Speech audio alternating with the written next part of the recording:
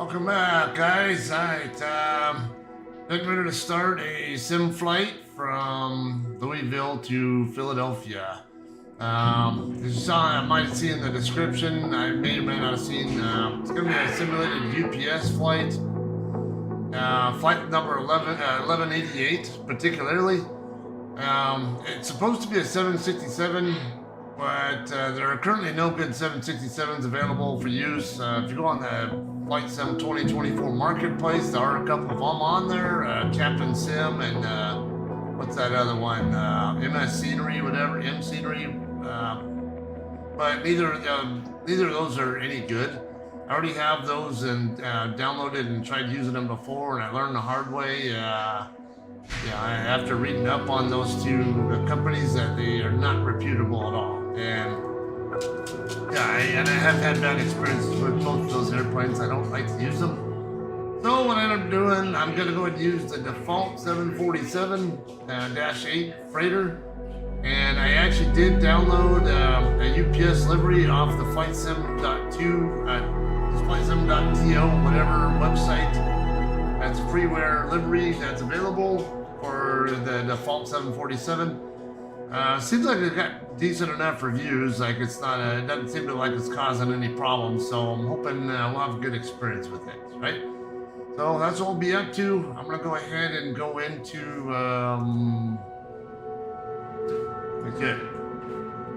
sim brief and all that set up, and I'm gonna have to also get my say intentions ready to go. Okay, say intentions is up. Okay, yeah, flight sim is up and loaded, so I'll be able to get to that. Let's go ahead and switch over to screen review here. All right, we're gonna create a new flight. UPS 1188. KSDF is the departure airport. KPHL is arrival. We'll let it figure out the B74. I think it's the B748 something. Yeah, B48F we'll say. Default, we'll have a climb profile of 250, 340 knots up above 10,000 feet, and Mach 0.84. Alright, it's tentatively gonna set us up on the EVA 1 departure, shipper transition, then go to sitter 234, which is an RNAV GPS route, and then GVE transition into path 4 arrival. Okay, and as you see here, it's 584 nautical miles. This aircraft, it's well, in that direction too. I don't know, might be an hour and a half. Let's generate it and see what it comes up with for expected hour and 20. Okay, so it wasn't that far off. Alright, gonna plan on flight level 370, crew, cost index 192. It's definitely an expensive one. 21 passengers. Okay. True airspeed is going to be about 486. Let's go ahead and pre-file this on say intentions.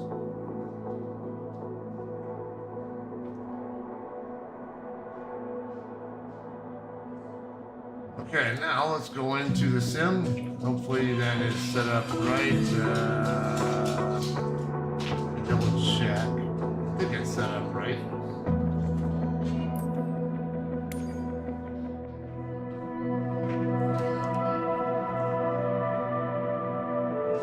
Okay, let me double check my. Gotta check my OBS to make sure that I'm. Oh, actually, you know what? Okay, yeah, I think I'm not sure I was necessarily needing to hook on this thing in OBS for the YouTube stream. I thought it was already streaming, so I haven't used this enough.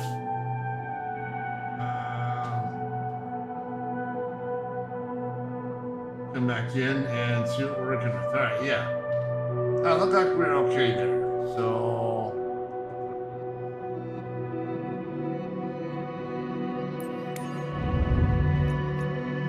okay, and you see here we got the UPS livery. Well, I guess you can see it there. We'll get into the sim and I'll show you a little more. Give you a little bit better look at it.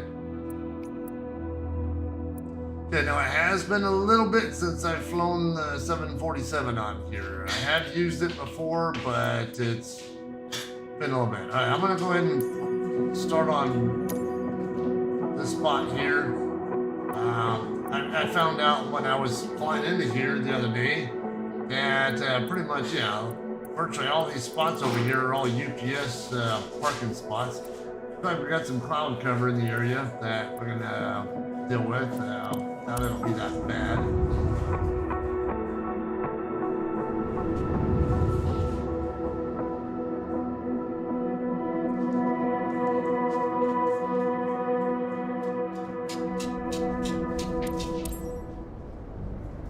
Alright, let's take a look at the aircraft. Alright, don't have any pitot tube covers on. I don't see any wheel chocks. Big ass aircraft.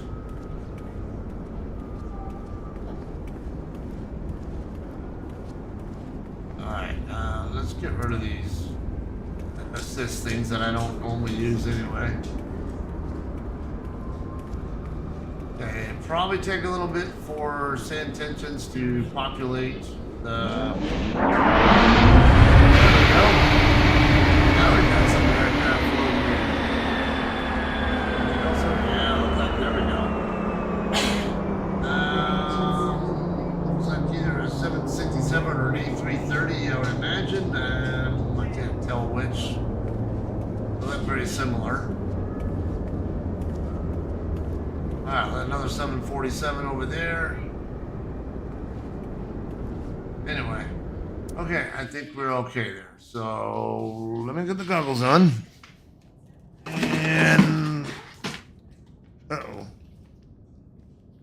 That wasn't supposed to happen. I have to figure out what's going on here. This is supposed to be snapped in on the back, I think.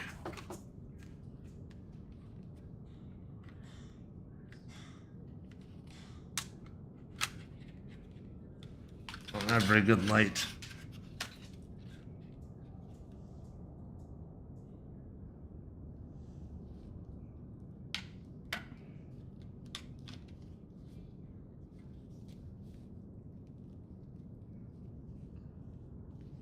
Okay, I think it's on there, right?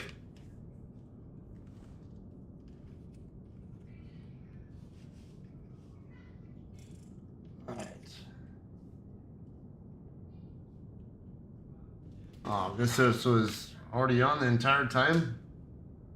It was just kind of in sleep mode, I guess. I don't know.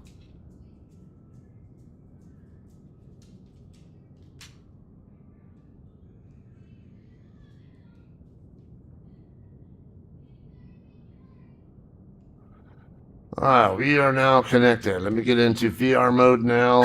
And alright, I think we're good.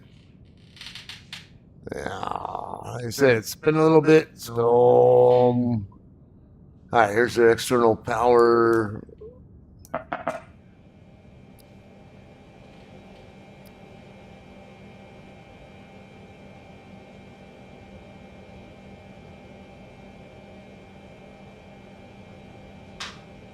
This loaded. All right, yeah, confirm that is our flight. Let's import our route now.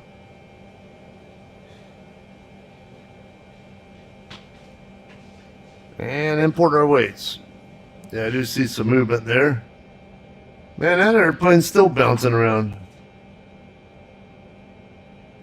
I think that, I don't know, with that nose, that could be,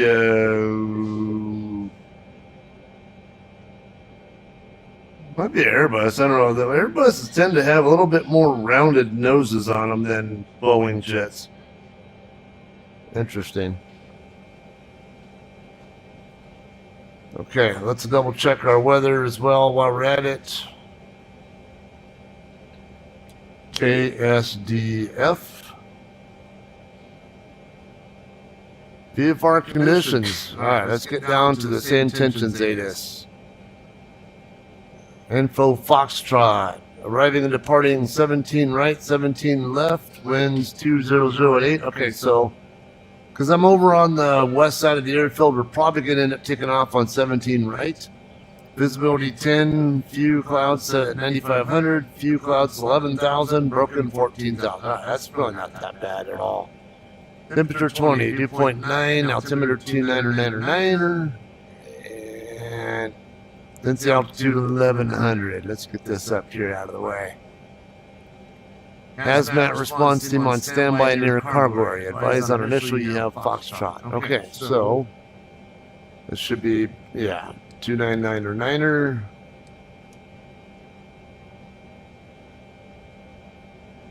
Okay, let me find my APU control.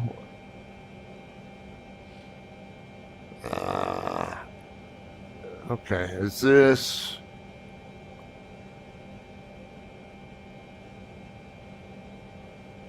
Well, I know the mouse buttons are working, so I'm guessing this aircraft doesn't have any other views on it, so that'll be one of the downfalls. Alright, here's the APU start.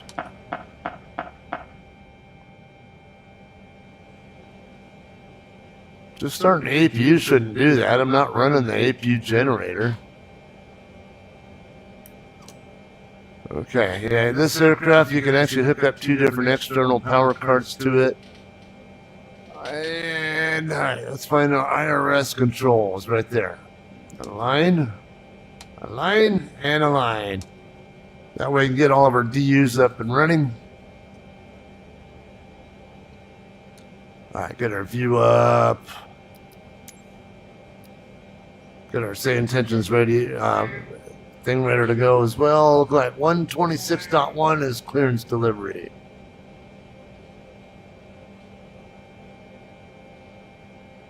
(126.1).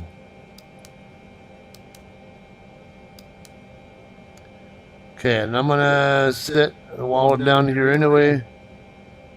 The COM2 to the ramp channel.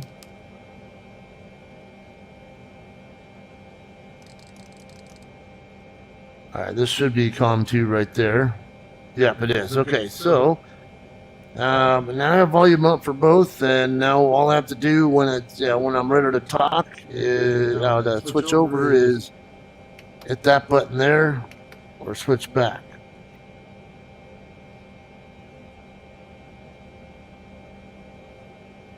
Let's see, why'd that one light up? Okay. COM3. Okay, actually got another FMS right here we can use. Alright, let's go ahead and if I can get the mouse to stay. Does not look like it wants to cooperate though.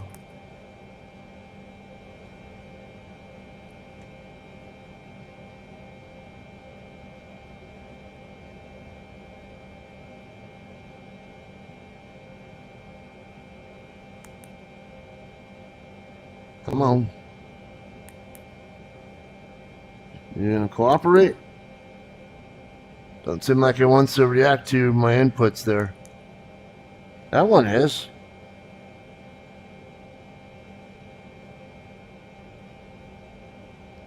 Alright, KSDF is our reference airport.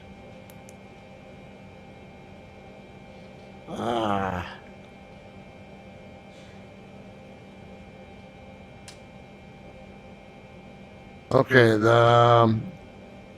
let me get out of VR mode because it seems that even the controls are not responding. I have a button on my HOTAS that's supposed to be working to jump me between the internal and exterior view, and it's not.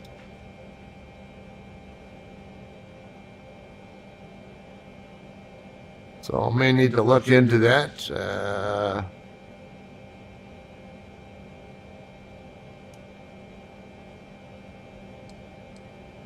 seems like the mouse is responding. Oh, now it's frozen.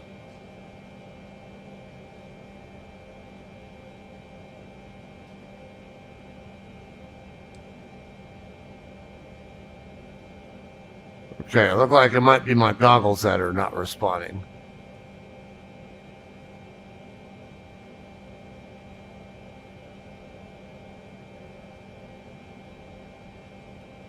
Okay, yeah, it looks like the goggles are the ones that are not working right.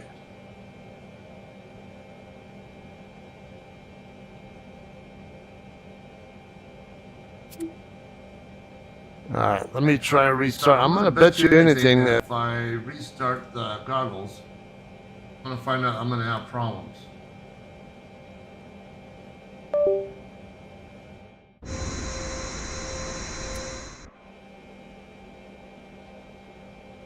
Okay.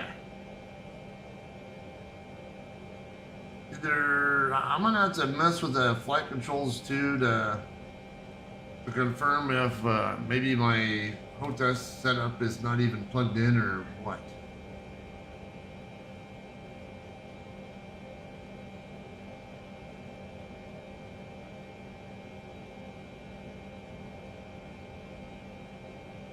Damn it, I thought you were starting back up. See, I get that stupid Meta logo on here, the Meta Horizon OS logo, sometimes when it's powering down, but I get the same logo when it's powering up, and when I hold the button down to restart it, I think I'm starting it up, and it turns out it's still in the power down process.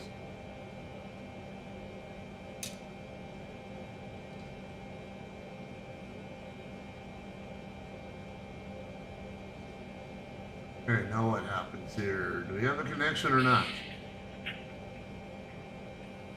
It was acting like I'm gonna have problems.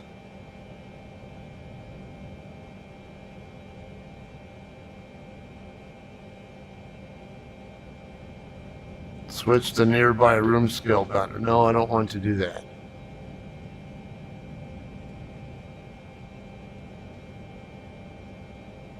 Okay, so I can through the bottom here, I can see that the screen is that what you guys can see is reacting to my goggles, but all I got's a black screen on my end. So we got some issues going on here.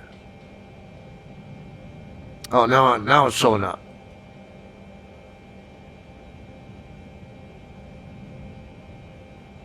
Huh.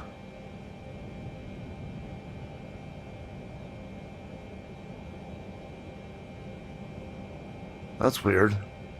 So if I'm not in VR mode, I can actually see the screen just fine. Correctly, from what I can tell. Am I getting the mouse at all? Okay.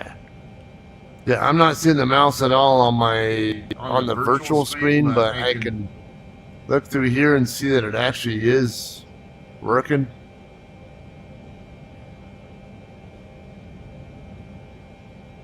So I might have to play with this some more. Alright, well, I'm busy fighting this. Look down. No, I'm not even getting a reaction to the throttle, so it's probably not even plugged in.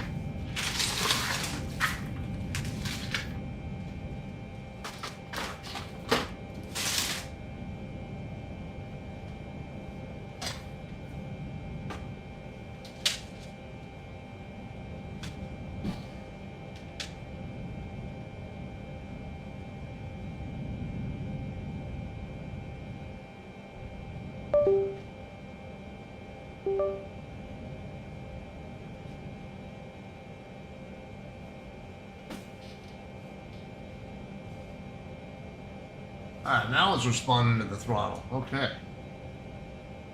It's probably why I can't get the view to change too. While because I thought I had different view modes on the interior.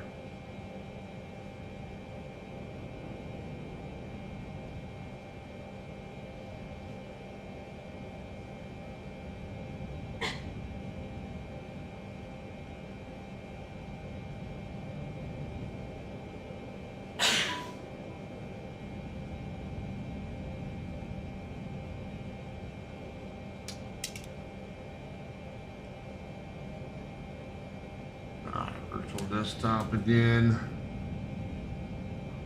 Let's see if we get good cooperation here this time. You're getting a circle of death on my virtual desktop client, so oh, I actually did get a connection. Okay, thought it was. It's been on the slow side though, so we could have some problems. Yeah, I still got a black screen.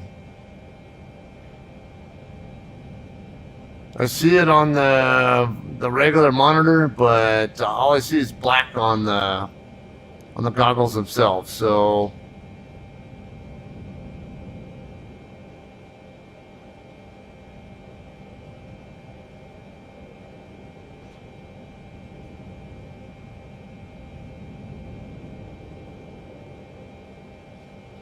okay.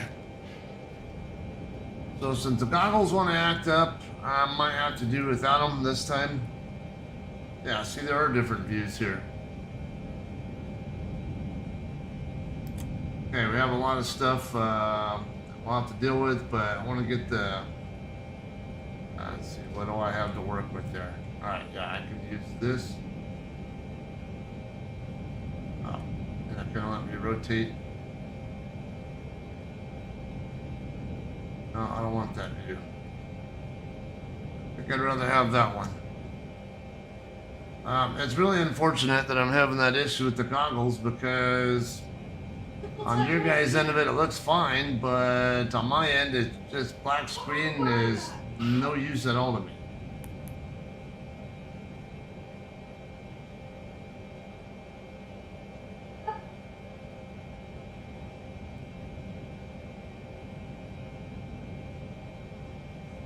Okay, are these... Oh, get these... Oh,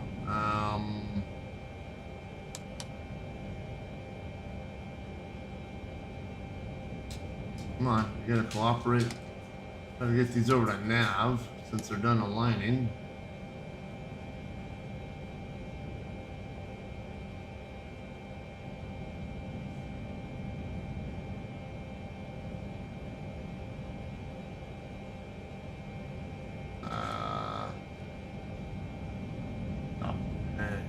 Can't. Alright, not letting me rotate my view down from there, so we'll work with this one. Just zoom in on it.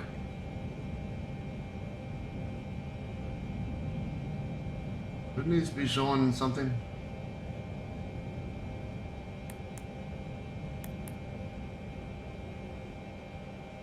Great. Speed brake lever is going to be in the way, so let's move it out of the way.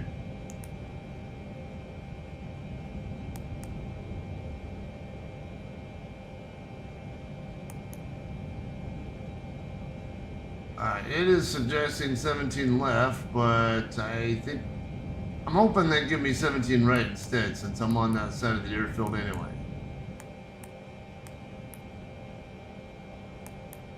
UPS 1188.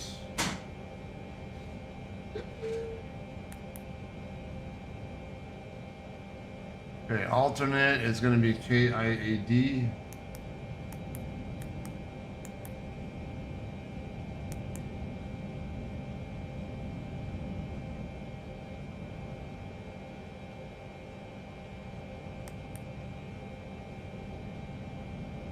Okay, I guess I won't go to the next page.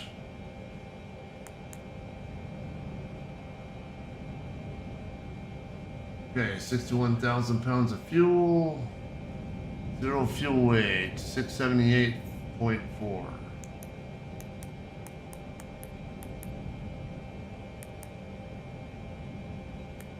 Nothing extra for reserve because it's already factored in. Cruise altitude. Shouldn't I have a cost index? Oh, this is on that side. That's why I'm used to the 737. Okay, we're gonna do flight level 370.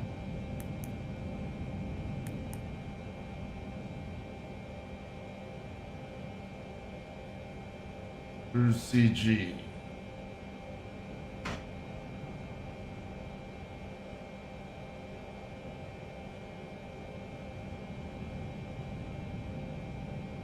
Oh, I keep forgetting I can do that. CG -3? What? Something tells me that's not right. We'll just stick with what they have in there, I guess.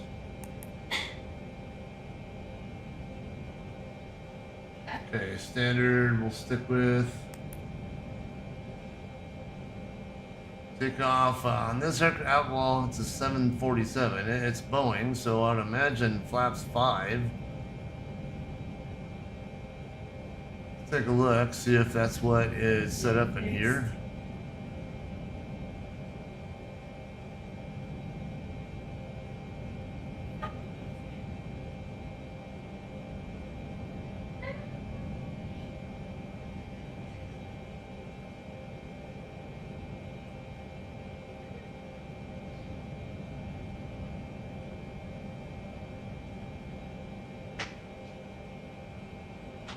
Flaps 10, okay.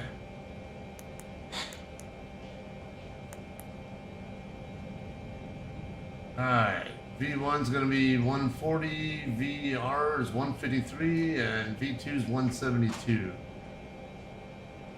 Okay, CG, let's just put 11. It's not exactly right, but I don't think I want to put at 9 units of trim. I might actually need more than that, but because it's showing -3, but we can use that as a starting point.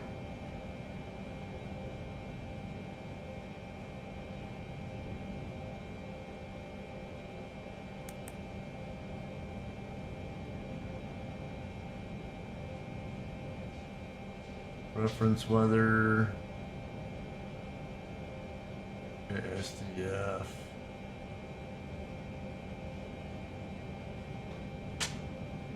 -20 degrees.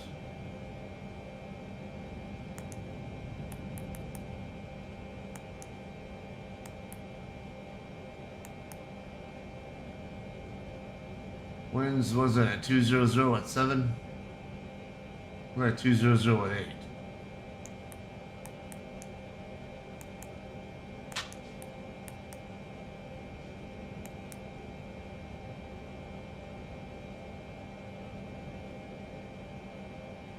Dry.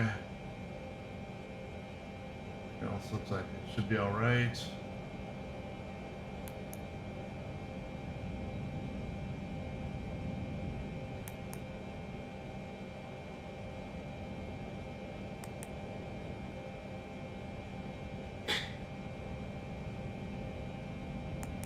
Okay. I think we're all right.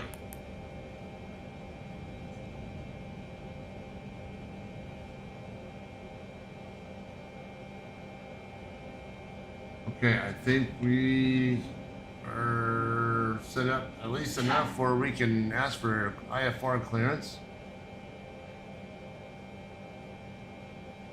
Clearance on the UPS 1188, request IFR to Philadelphia. Ground to flight deck, you are still on ramp frequency.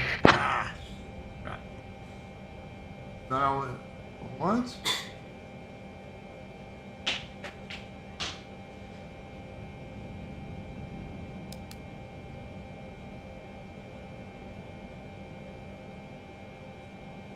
Clearance UPS 1188, request IFR to Philadelphia. Clearance on request. Stand by. Oh, that guy.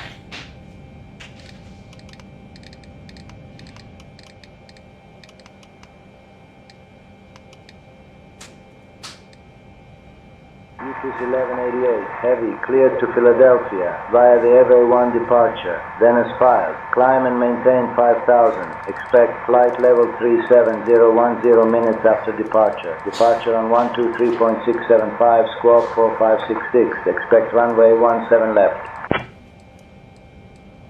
Okay, so they're sticking, they're leaving me with 17 left. Okay, let's move that out of the way. I need to get the intentions window up there so I can. Alright, never mind. I forgot that.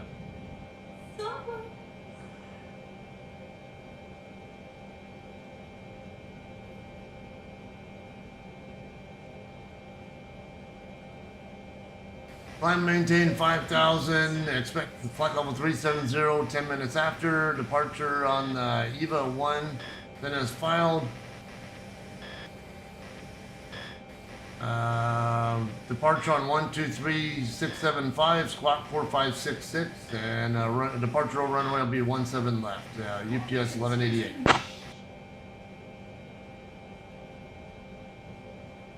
UPS 1188. Heavy, read back correct. Ground will be on 121.7. 121.7, yeah, 1188. Okay, I need to know what the runway heading is so I can preset my heading on here. Alright, 17 left is over here. That's going to be a 170 heading.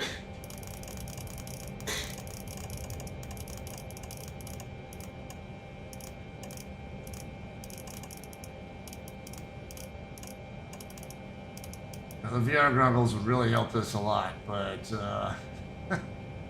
so it's frustrating sometimes because I don't have a good connection or whatever, and sometimes can't get it to work right. Okay, we are over here on apron 3, I believe, on the south side of it. So imagine, I don't know, we'll probably end up taxiing out on the blue line here, perhaps. Maybe Charlie Golf Lima Kilo Delta, possibly. Okay, and he said ground. Oh yeah, 1217. I could see their frequency right there. So it's already switched me on this one. Now, this should be calm too, but for some reason, it seems like it's. Should be able to put 119.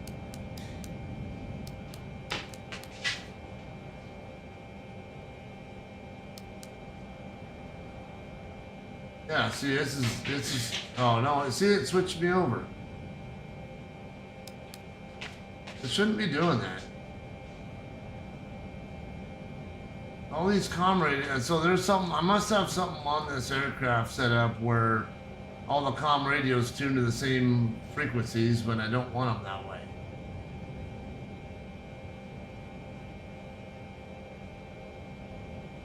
And while we're at it, let me come over here, make sure we're in TARA mode.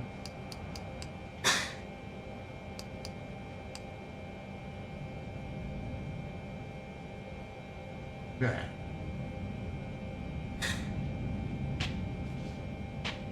Alright.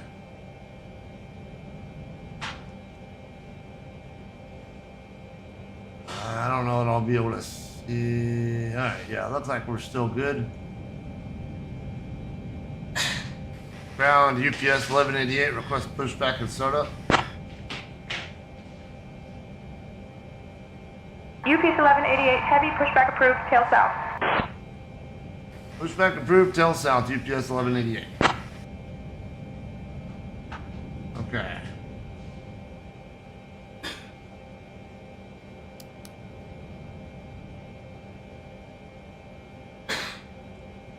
Ramp flight deck, request pushback.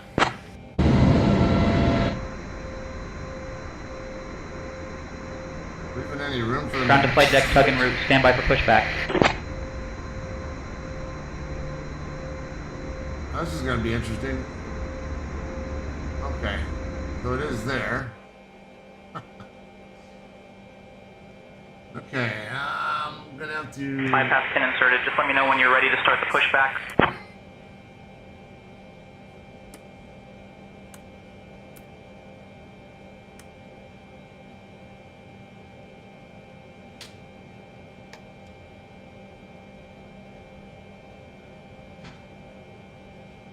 Parking brake release, cleared for pushback, tail south.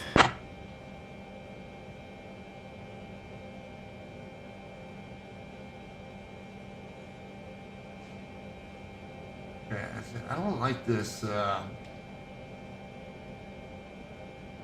of this view here. And it's been too long since I've used this aircraft, so now I'm forgetting. I got the fuel controls right there, but the starter switches should be up here.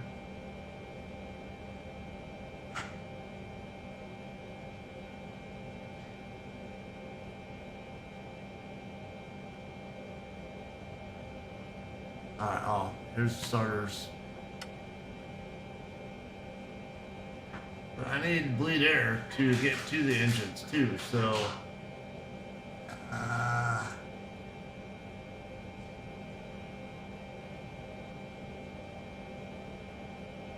we need these on auto. Okay, why are they not responding to me?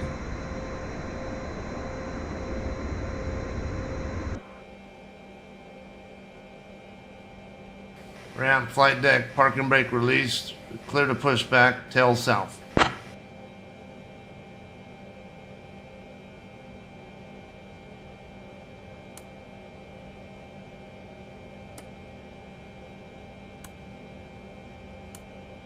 Alright, put all these on auto.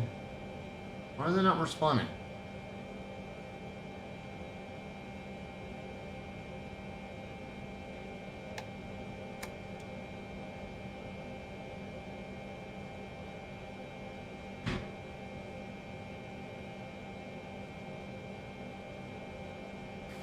Ramp, flight deck, parking brake release, ready for pushback, tail south.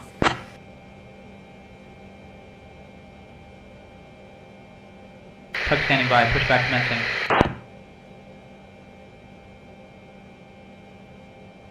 Okay, so let's see. APU bleed is on. Let's get the engine bleeds on. Ground to flight deck, clear for engine start and sequence. Copy, clear engine start.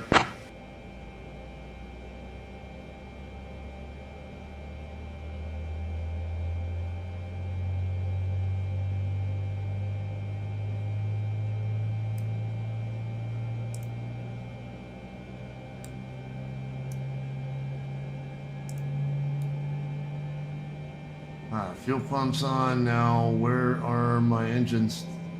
Well, okay. Is that all I need? Aren't there any other engine switches? I'm used to there being more. Okay, yaw damper's already on. Okay, I'm open. Uh-oh.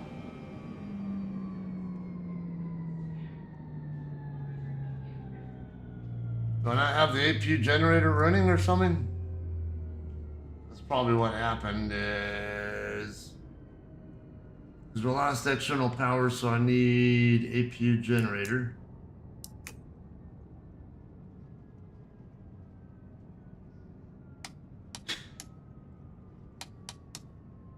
But the APU might have stopped as well.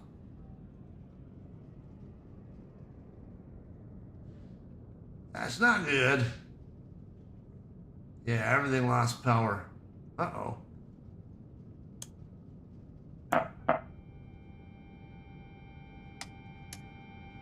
Alright, so I missed that step.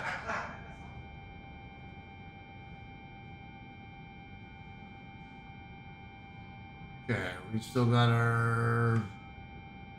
Yeah, all our fuel controls are still in the ignition position.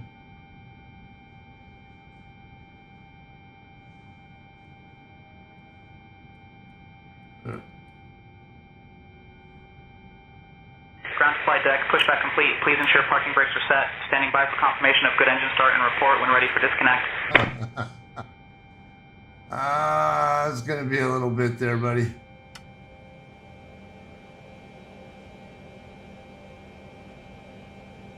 Wasn't planning on that, but okay. Emergency lights.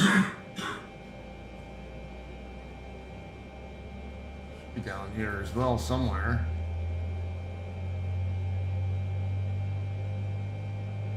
You at the top. I know. Gotta be patient and wait. Bide your time there. Yeah.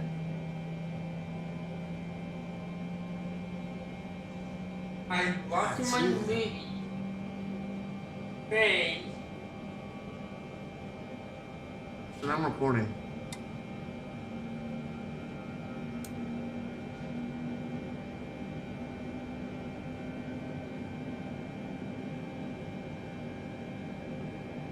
Okay, I think thing up there look like we might be all right. Okay, number 3 is running. Start at number 4. What else do we have for ICAS indications? Pack 1, 2, and 3. Now we'll wait till the engines are up and running for that. Fuel tank / engine. WAI switch off. Forget what that means.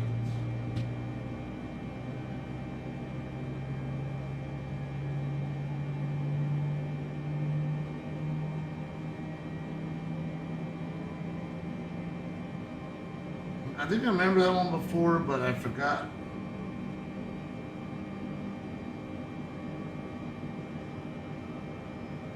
Oh, wing anti-ice.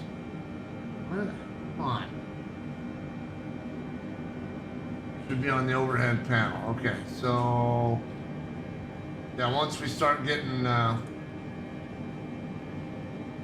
number 1 started here in a second, look like it's about that time now. If I get that thing out of the way.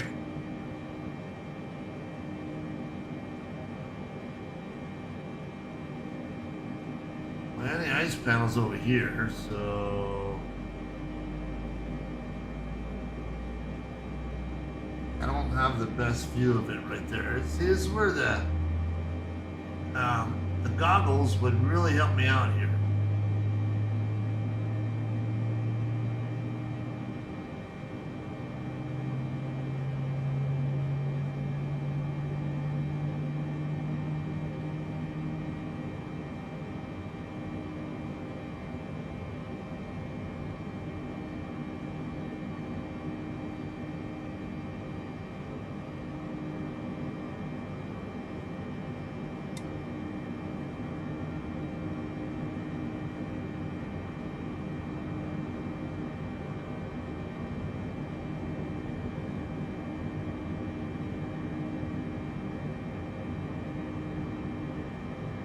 Where is it?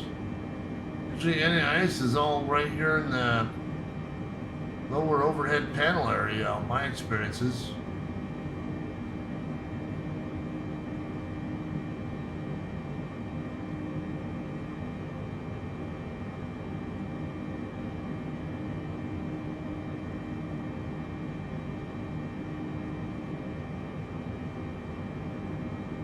These are all our lights.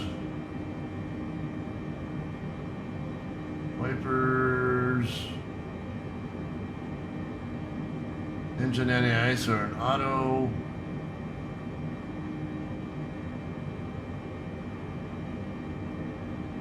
What's this extra one here?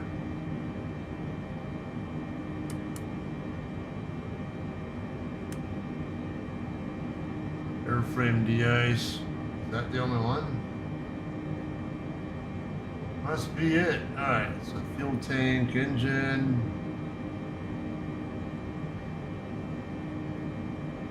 It looks like everything's working. Everything's set up to flow in. Do we have? We might have tanks that don't have fuel in them that that I have pumps running for though. That could be. All right. Pack 1, 2, 3. Let's get those up and running.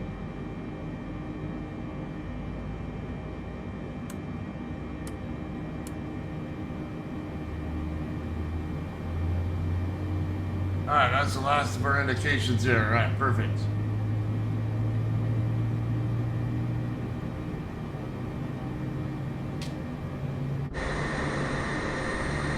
Okay, they are confirmed still hooked up. Yeah, I'm telling my aircraft's right on top of that plane there. That's a tight area.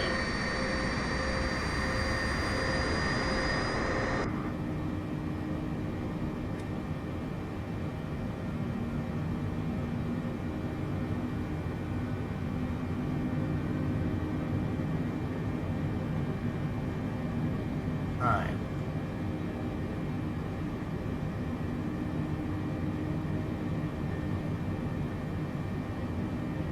Alright, all of our engines are on. Here comes that tank, fuel tank engine.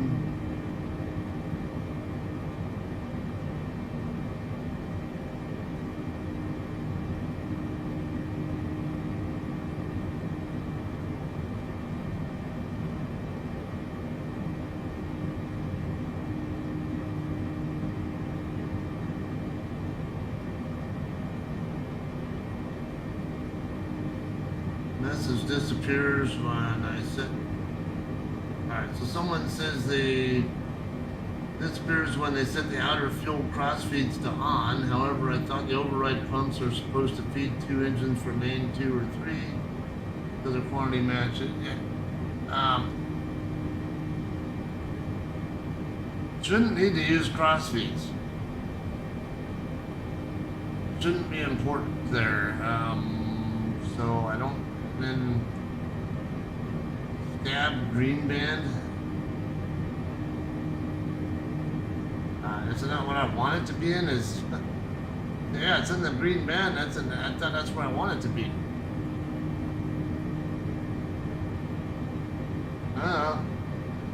Okay, let's get our flaps to 10 while we're at it.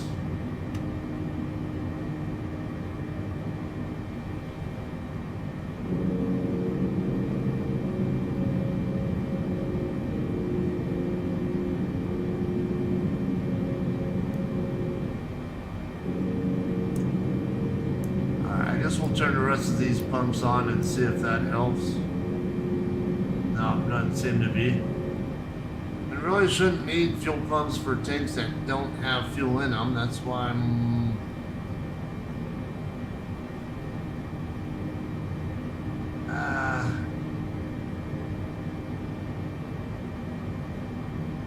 what fuel quantity? All it shows total fuel quantity, but... I have something that shows me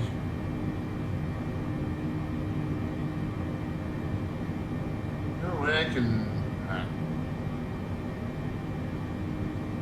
ramp, flight deck, engine start complete. You're clear to disconnect the tub.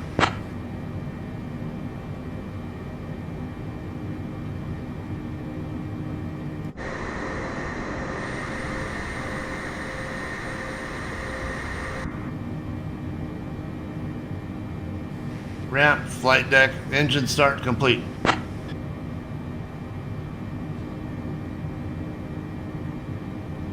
Roger, engine start complete. Disconnecting tug now. Look, you guys gotta do, they're not responding. Parking brake not set. Please set the parking brake. Parking brake is set. Roger, Falcon brake in sight. How do you know my parking brake is set? Ground to flight deck, bypass pin removed. We've disconnected and cruise clear. You're good to go. See you soon.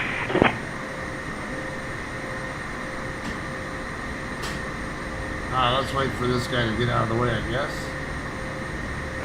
Let me give these goggles another try, because it bugs me that I can't use these.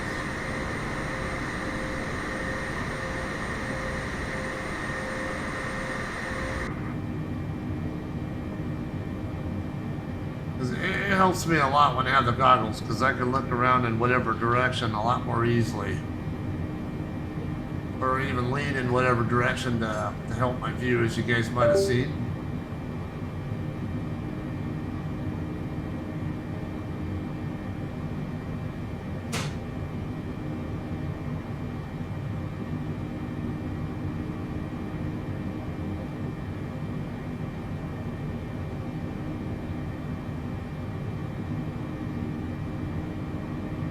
Oh, wait a minute.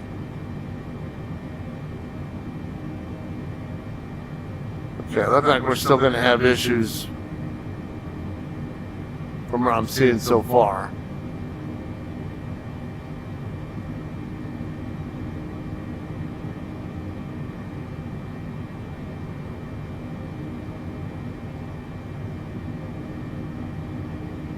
Yeah, not looking too good.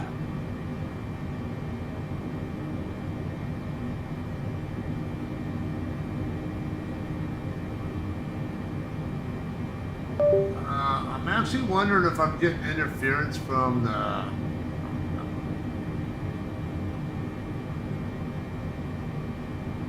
Why am I not getting a response on this?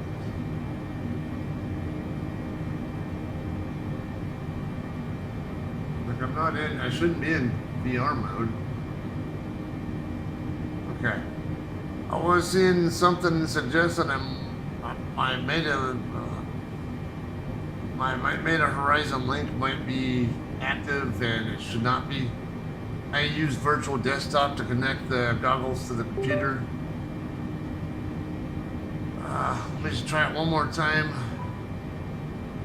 And because I keep seeing stuff that's giving me suggestions that Meta Horizon link might be connecting as well when I don't want it.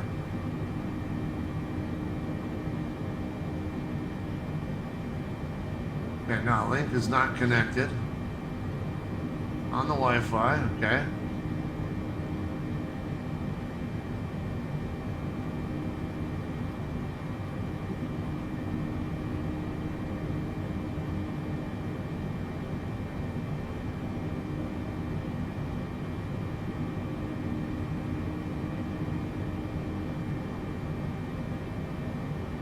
Yeah, I have a feeling we're going to have some issues with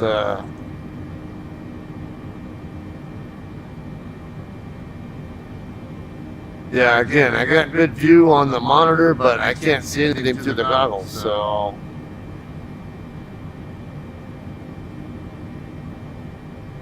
Alright, I think we're just going to have to deal with it.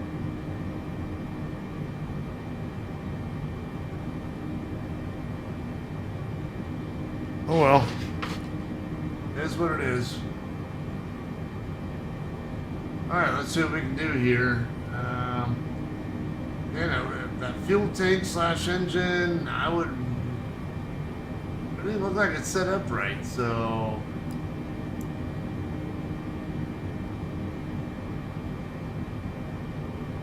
Why those all come off? Oh, come on.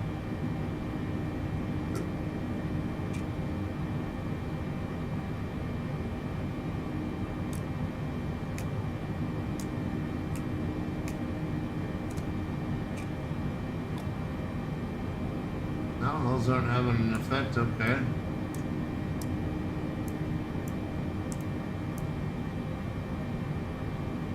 Okay, so what's the problem?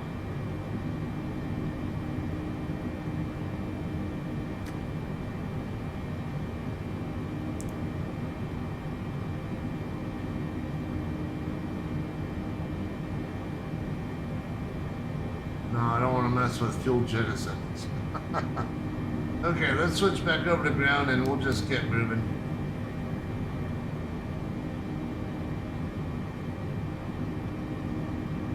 Ground UPS 1188 is ready to taxi.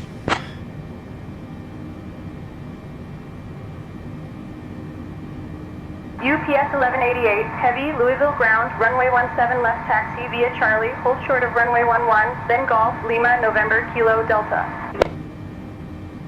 Golf, Lima, November, Kilo, alright, so 17 left via Charlie, hold short of 11, then Golf, Lima, November, Kilo, Delta, UPS 1188 heavy. Okay, alright, well, let's just go ahead and get going, I guess. And this is really frustrating that I can't use the goggles. I could use them, you guys would see just fine, but I wouldn't be able to.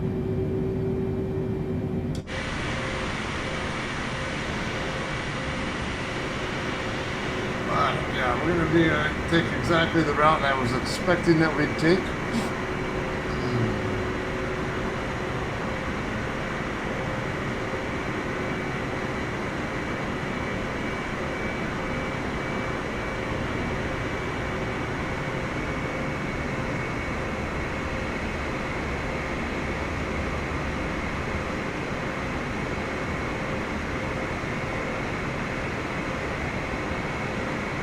Okay, I think we have a pretty good idea on this.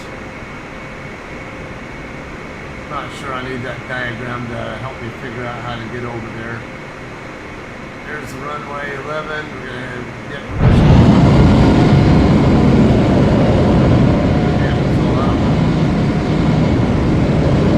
Got another aircraft up there that looks like we might have to wait for now. What is he doing?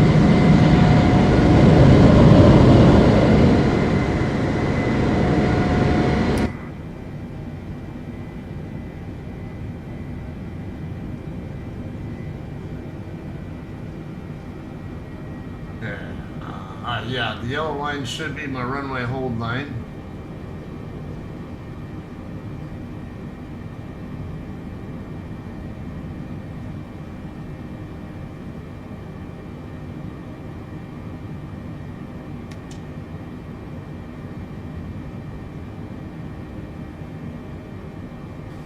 Ground UPS 1188 heavy holding short on 11 at Charlie.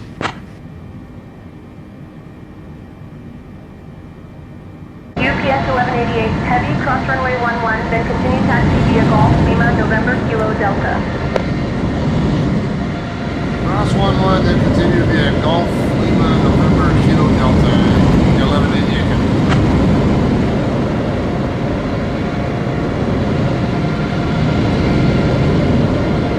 Approaching runway 11. Oh, you know, that reminds me, I didn't turn on my taxi lights. There's this guy right here.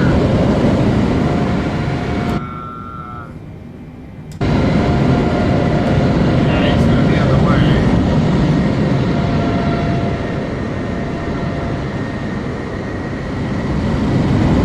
I have to wait for him to run this Approaching taxi. runway 11.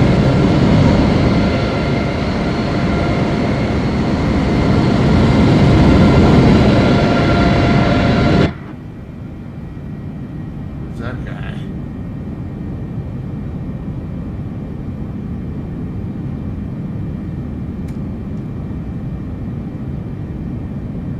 What's that say on there? Amerijet? Yeah, I don't see that much, so.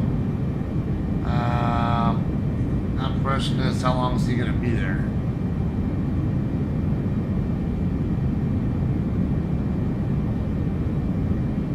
Yeah, because Lima is the one I want.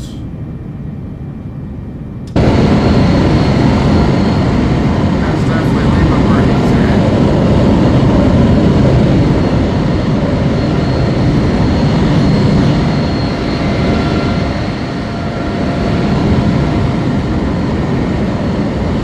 Nice girl. I'm gonna go through.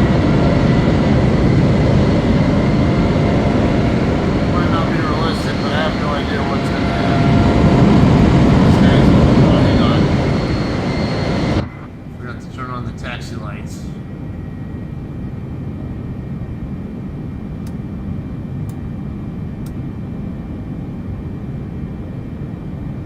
Alright, yeah, these should all be landing lights, okay.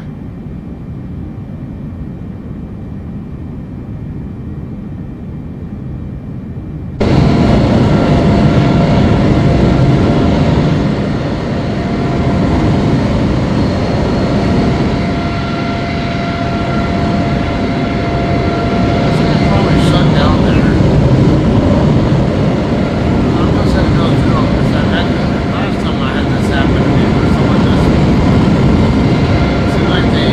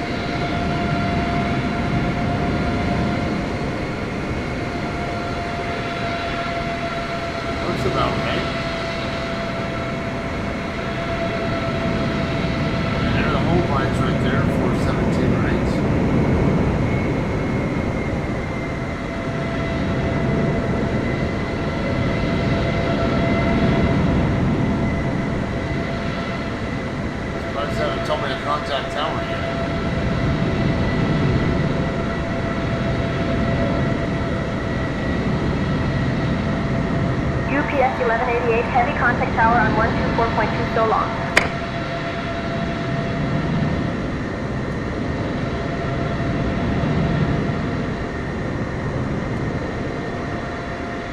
On the tower, 1188 heavy. Okay, usually it automatically sets me up, yeah, 124.2.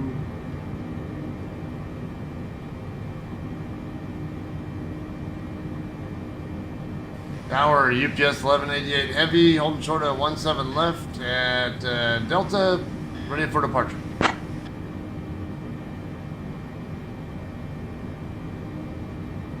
UPS 1188, heavy, Louisville Tower, runway 17 left, winds 200 at 8. RNAV drop-up, cleared for takeoff. Cleared for takeoff, you 1188 heavy.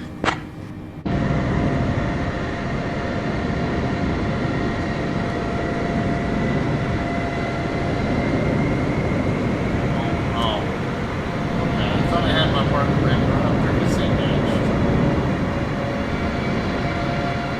Fine. Oh, wait. Hit the wrong button on the right side. I have a combination I use to engage and disengage the parking brake with the hood set up. Okay, now so we don't run into any problems like what happened at LaGuardia recently. Approaching We're runway gonna do a traffic check.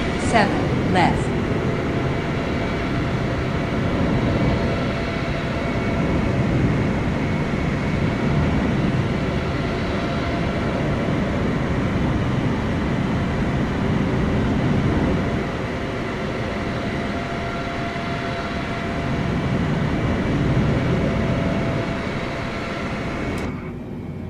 Okay, 170 is our runway heading. We are lined up. On See how this runway works out. We had, 17 left remaining. 7,800 feet.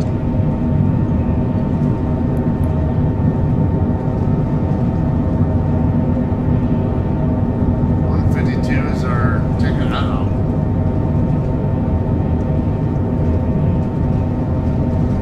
Looks like we're up fast enough on the... Approaching runway 17 left. Landing here. Landing here. Landing here. Trying to raise the landing Landing gear. here. Landing here. Landing here. Landing here. UPS 1188, heavy, contact departure. On to departure, UPS 1188 heavy.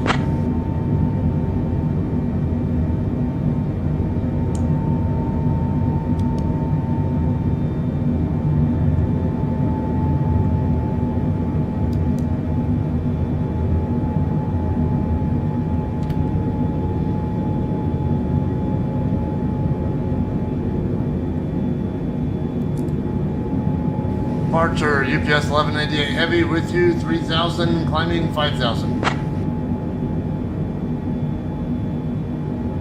1188, heavy, Louisville departure, radar contact, climb via the SID. Climb via SID, 1188 heavy. Okay. UPS 1188, heavy, good morning. Let's get the LNAV. Alright, we're in too steep a climb, it seems. Did we just lose our autopilot? Oh. Oh. Okay, I see what's going on there. I'm trying to get more airspeed though, so, but, alright.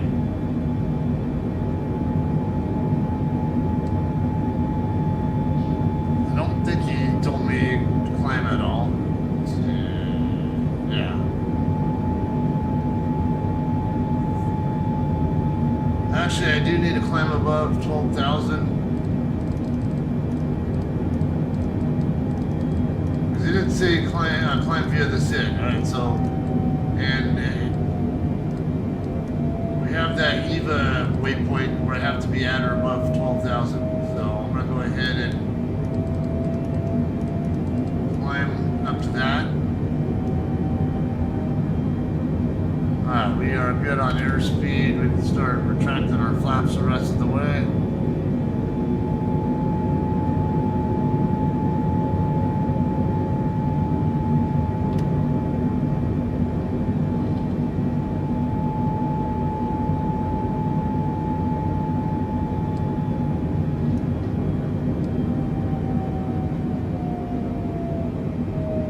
Alright, we're on a southeast heading right now. We're getting ready to turn more to the east in a second.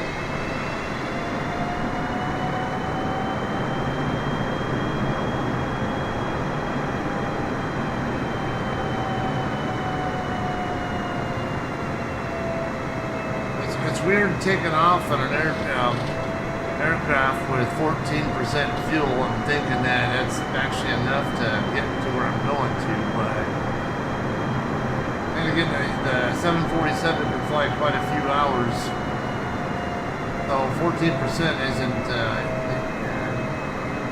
really isn't much to worry about with this aircraft, but on the smaller aircraft, yeah, it would definitely be pretty worried.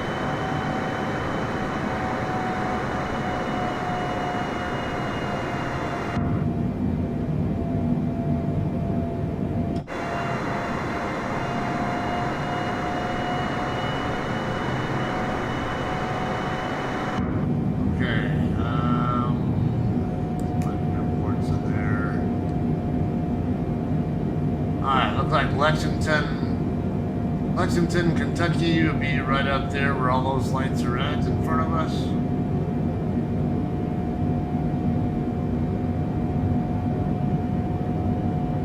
I'd really like to know why I have that fuel tank hinge indication though. And checklist incomplete, norm, alright, so what?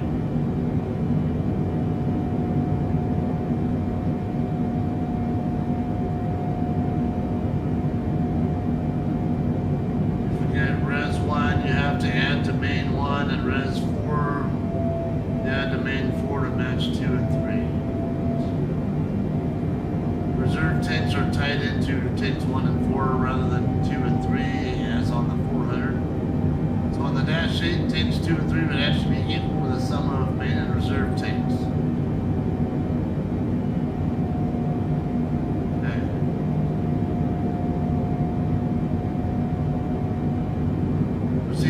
Turn the overheads off as well as the fuel crossfeeds. Alright, we're up above 10,000. GPS 1188, heavy, climb and maintain flight level 280. Climb flight level 280, 1188 heavy.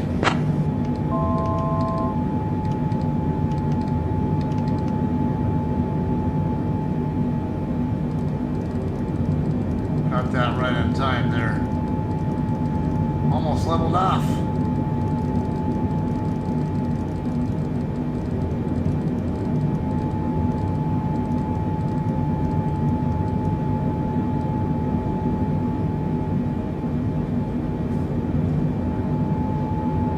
We made it to Eva on time, just on time.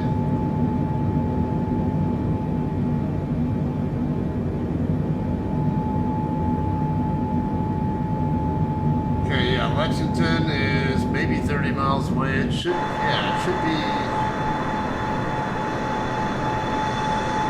up this way. Not up there, I don't know.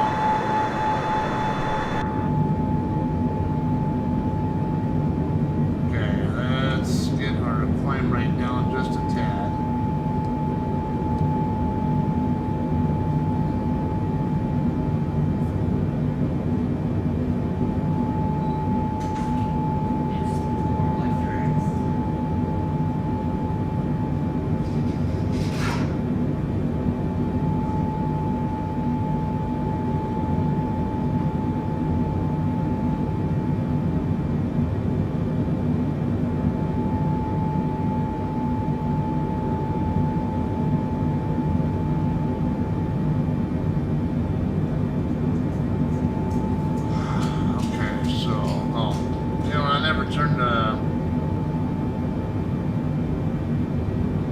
turn the landing lights on either.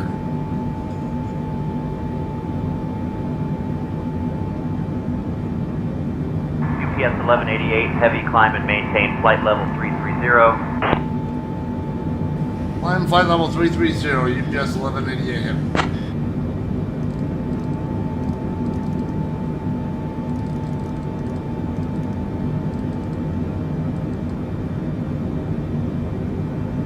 Something just flew by. Or it might have just been the waypoint.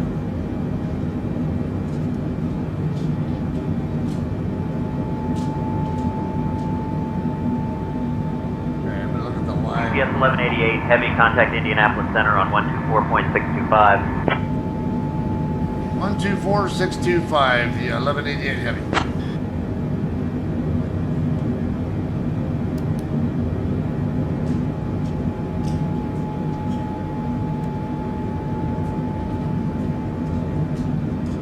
Indianapolis Center, UPS 1188 heavy with you, 17,000, climbing flight level 330.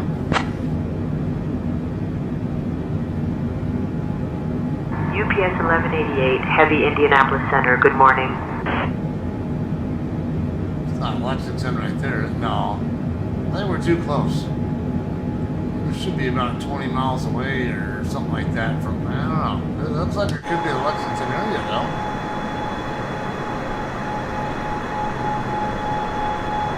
That's Lexington Airport there. Okay, we are now above flight level 180. Set our altimeter to standard.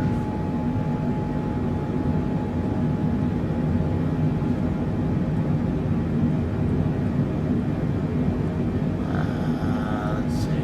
That one, is that maybe the one I want? Still trying to figure out what is going on with these.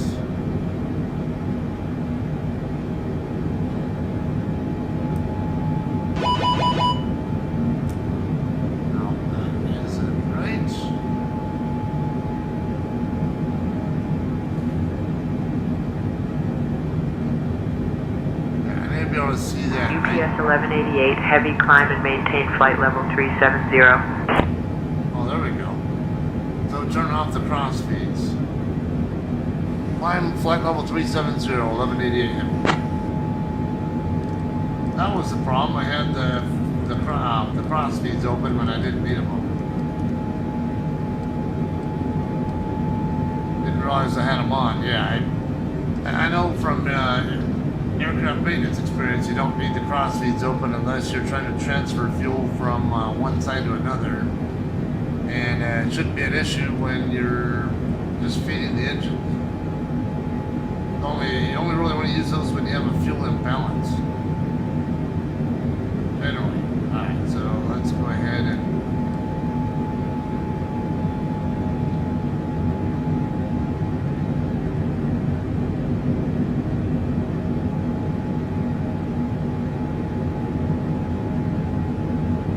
so it looks like our climb throttle limit is 98.9, so I'm trying to standard X. It's a long time to be flying with the engines that far spooled up though.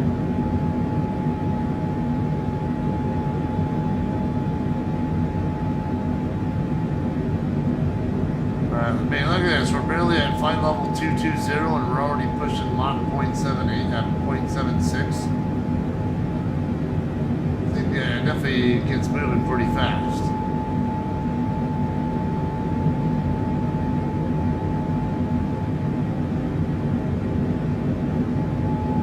Okay, checklist incomplete, norm. I think this aircraft actually comes with a checklist. I think that might be what the issue was.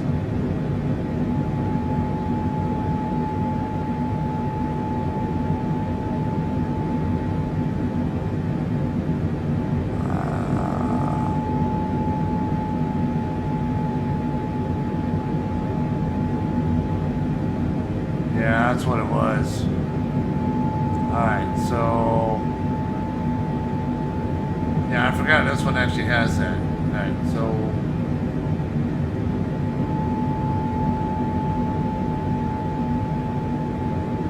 we complete all these, I guess.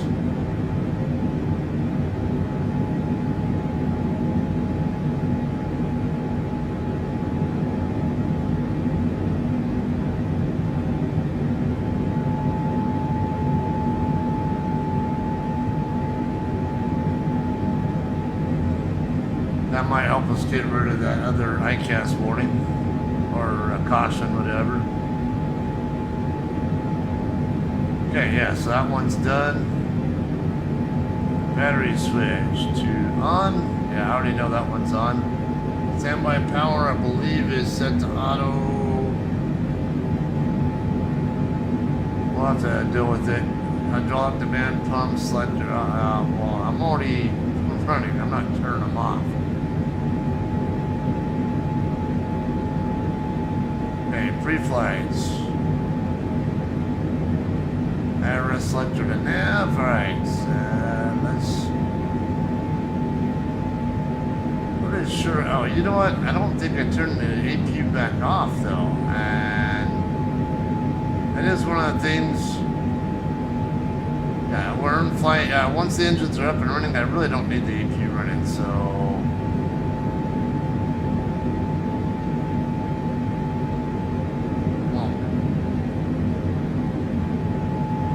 I think some of these I don't have on that are, you know, that are more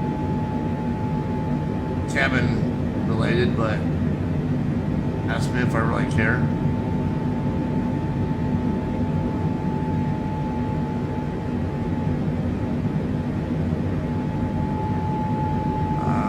Speed brake. Let me, you know what, now that I'm thinking about that. Okay, yeah, it's up in the up position.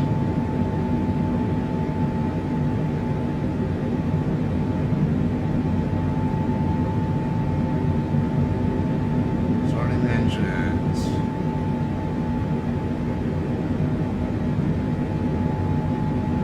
For taxi, oh, yeah, let's.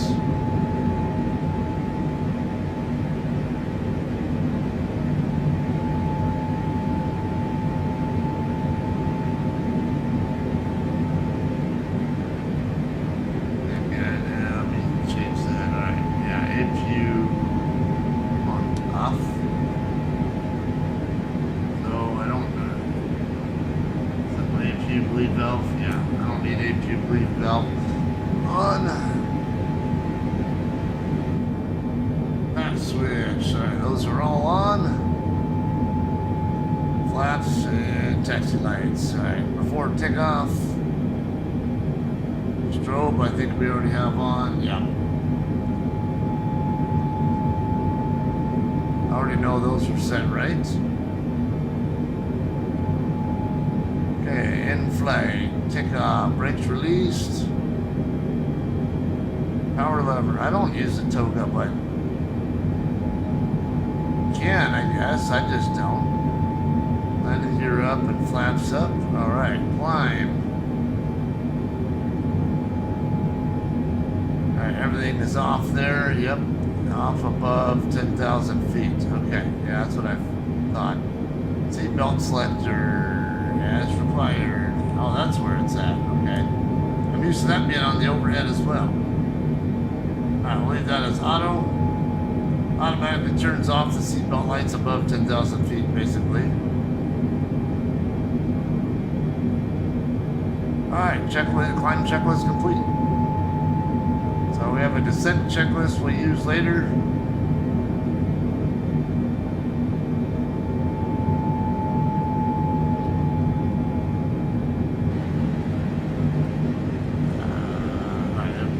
Actually, you know what? Let's give us a view here at least. What is KHTS? Huntington Tri-State Airport in Wayne County, Virginia, West Virginia.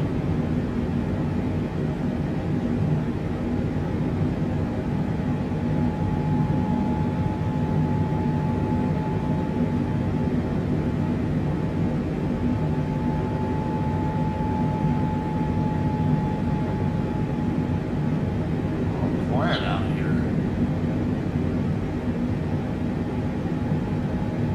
I see.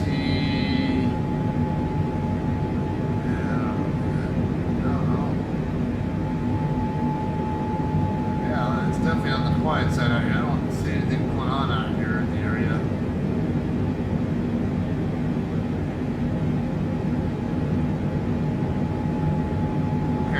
thing automatically sent me over to Mach .84 hold. That's perfect. And I just realized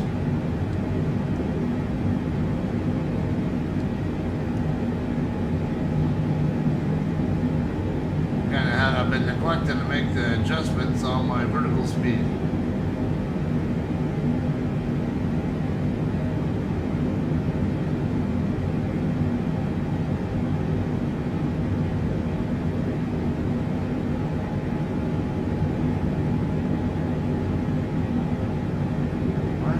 Showing up there. I completed my checklist. Shouldn't that be done?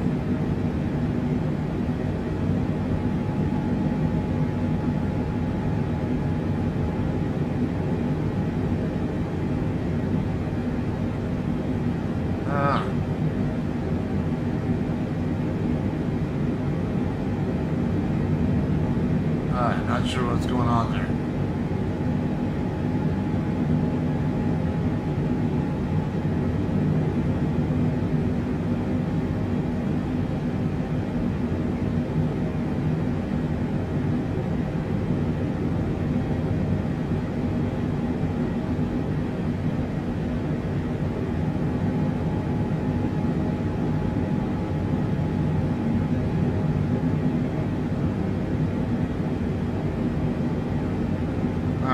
On Reddit to figure out what people do to get rid of that one.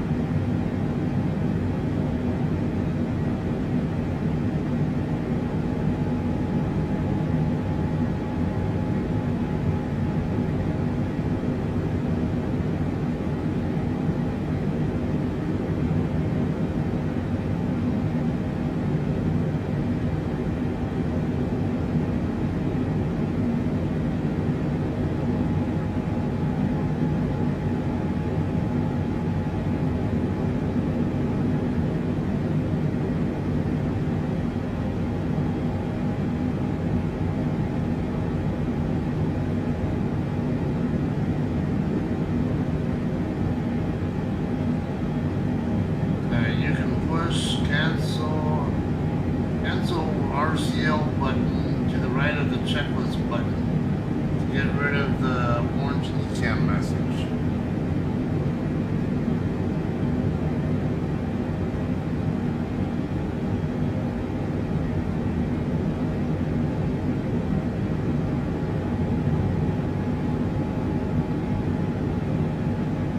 Get rid of the checklist button.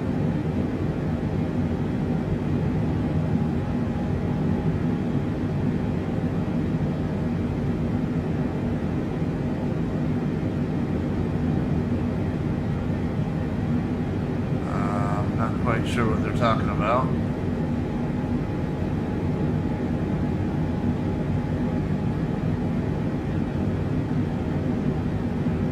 Okay. Where are we at? We're doing this again, huh? So it's not really showing the proper distance to Philadelphia, so I don't.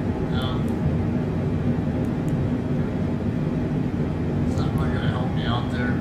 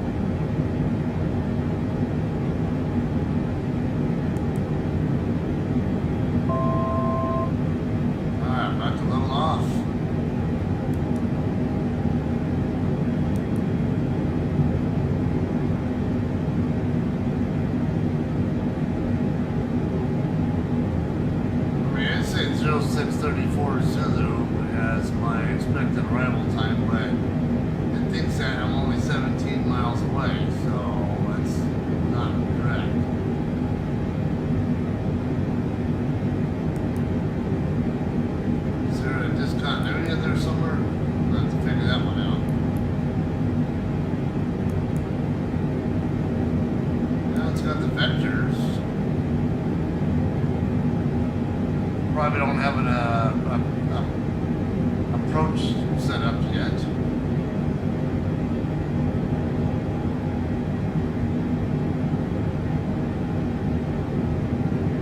Okay, what does say attention show? We're 36 minutes from top of descent.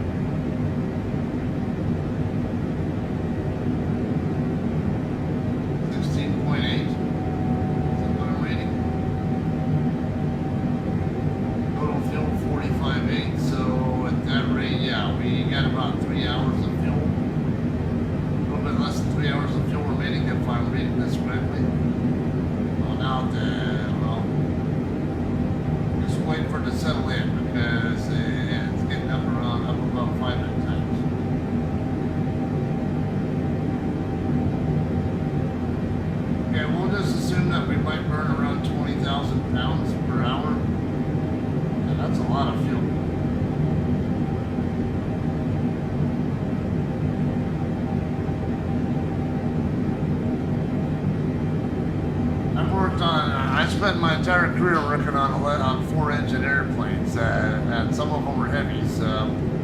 C-17, KC-135, C-130, and C-141. All of them have 4 engines, and none of them burn that much fuel. UPS 1188, heavy, contact Indianapolis Center on 134.225.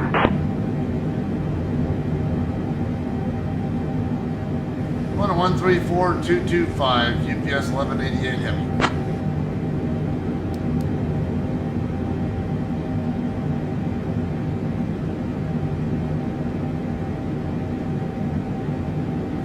Center, UPS 1188 heavy with you, flight level 370.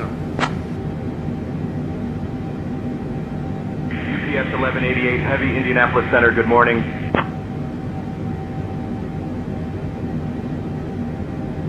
Say good morning. Well, it's 11:30 p.m. here locally. I live in California, so it's kind of funny hearing good morning, but it's not midnight yet. But I mean, we're on the East Coast here on the sim, so it's 2:30 in the morning there, so it makes sense. But yeah, I think it was. I'm trying to jog my memory, but on most all the airplanes, I think that I worked on, they tended to burn about 4,000 to 7,000 pounds per hour, collectively, as I seem to recall. I'm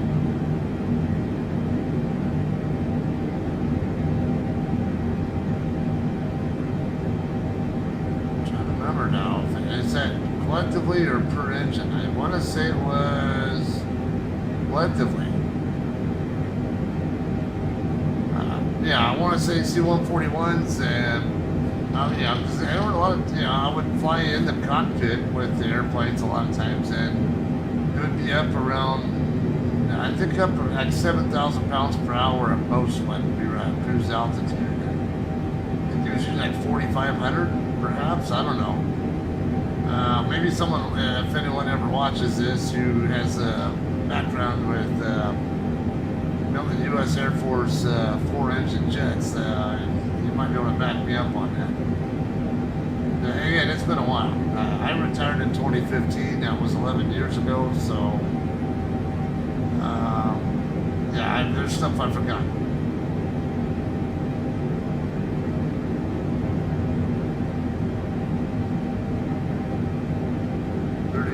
Minutes to top of descent. Okay, we just had a N99 Whiskey Zulu, a DA-42, flying past us over to our left. I don't know what altitude they're at. Oh, they already disappeared.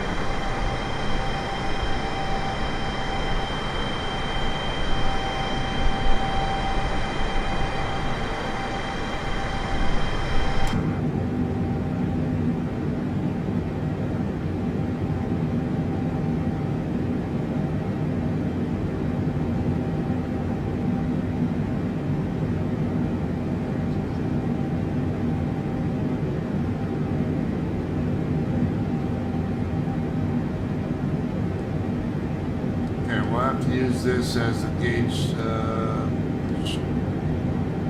estimate how far out we are.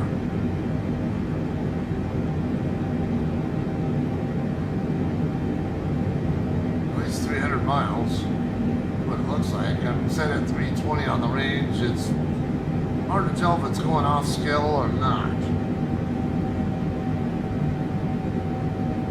Wait till it's a little more clearly within where we're at. Usually wait till it's about 2/3 of the way up, or 3/4 of the way up, whatever.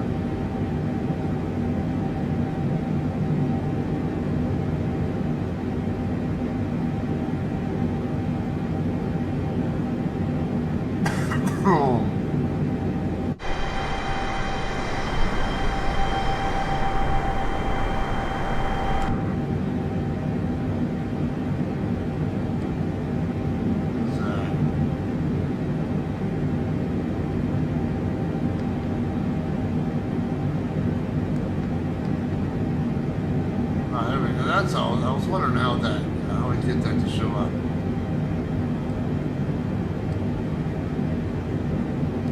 Okay, what is that? That is 30 miles away.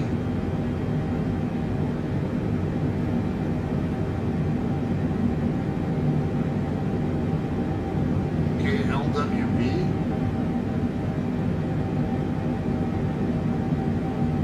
Greenbrier Valley Airport. County, West Virginia. Louisville, West Virginia.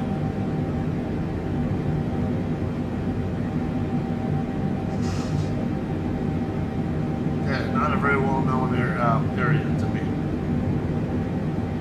I don't know, I might have driven through there. I have to look up where exactly that's at.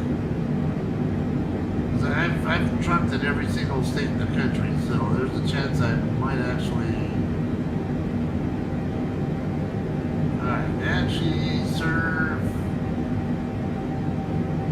They're served by Contour Airlines, operating as American Eagle, with flights to Charlotte and Chicago.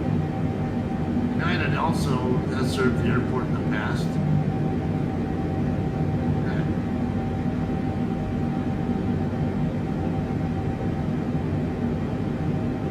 there not a Google Maps link? I don't see one.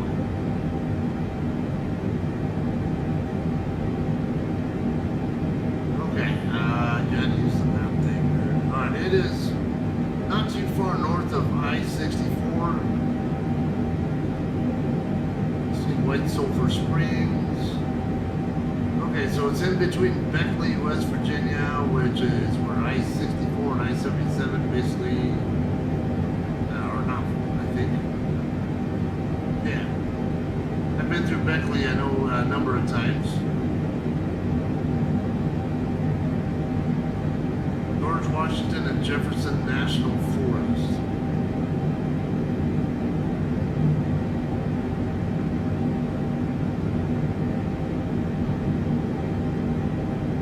Okay, and then got the other end of 64, we're running on the I-81 in Lexington. Not too far from Staunton, Virginia. Yeah, I know that area. 81 is a really busy truck corridor.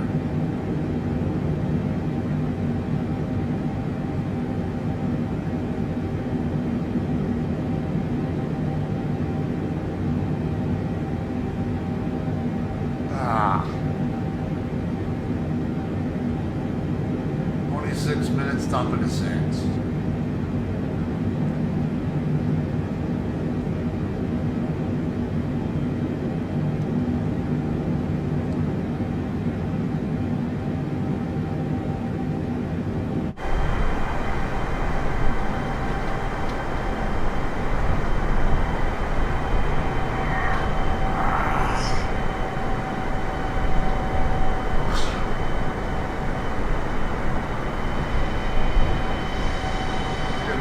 Cloud cover here. I'm gonna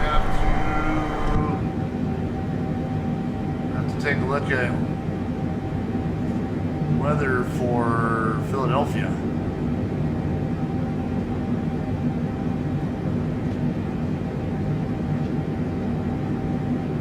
UPS 1188 Heavy, contact Washington Center on 125.725.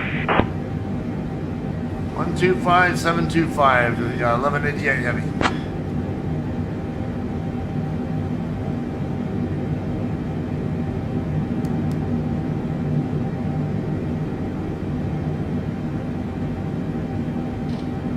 Washington Center, UPS 1188 Heavy with you, flight level 370.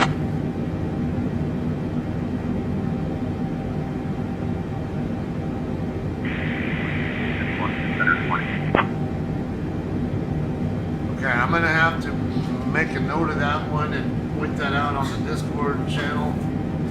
Yeah, that guy is a little hard to understand there.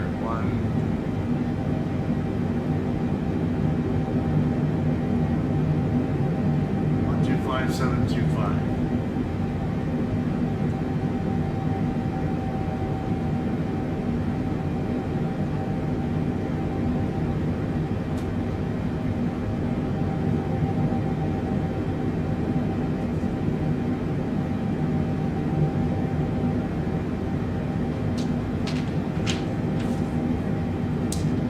I'll have to see how he actually sounds next time, though. Like the next communication I have with him, see if he still sounds hard to understand or if he's easier to understand. Okay, so Philly, arriving runways 26, 27 right, and 17. Departing, we don't care about departure runways. 26, 27 right, and 17. Keep those in mind. Winds 200 at 7, visibility 10, broken clouds at 15,000, overcast at 20,000. Okay, so once we get below the overcast, it shouldn't be a bad view. Temperature 9, dew point 3, altimeter 3010. Radar coverage is currently reduced. Expect potential delays in service. Advise that you have link. Okay.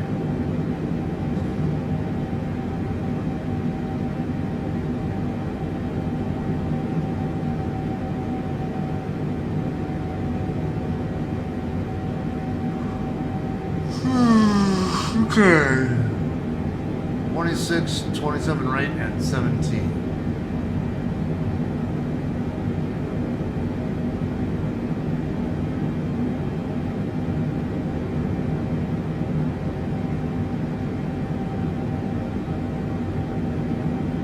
Right, even though it's closer to the terminal, is one of the ones they're using for arrivals. That's interesting.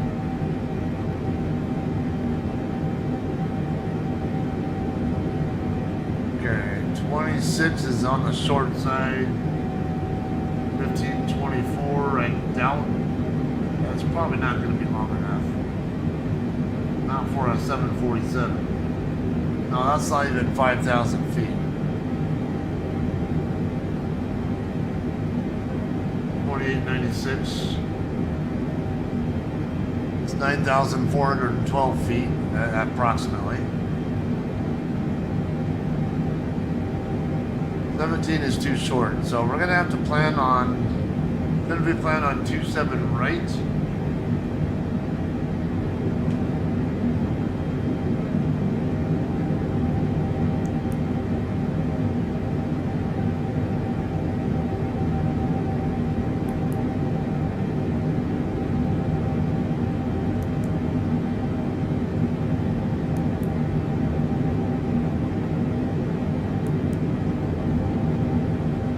There we go. Now we have, since I have the arrival procedure in there now with ILS 27 right, now we have a good distance to go for Philadelphia. 290, looks like 725 Zulu's approximate arrival time. And it is currently 643 Zulu. So, 17 plus 25, that is 42 minutes. Okay.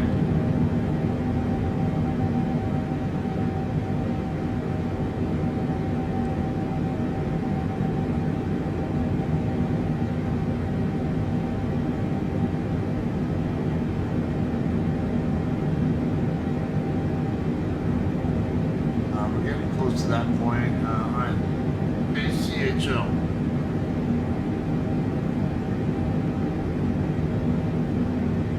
Charlottesville, Albemarle Airport, and Albemarle County, Virginia.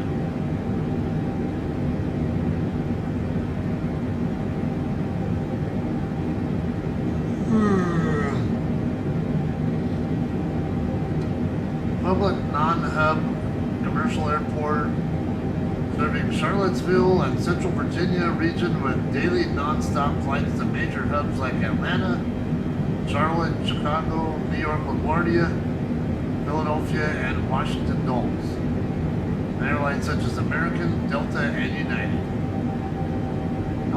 Known for being small, efficient, and clean, it offers amenities like free Wi-Fi and on-site rental cars, making it a convenient travel option for the area. That sounds really snazzy.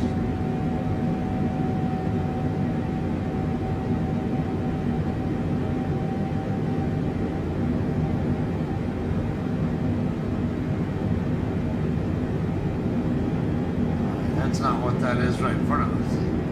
See Richmond, Virginia up here about 90 plus or so miles.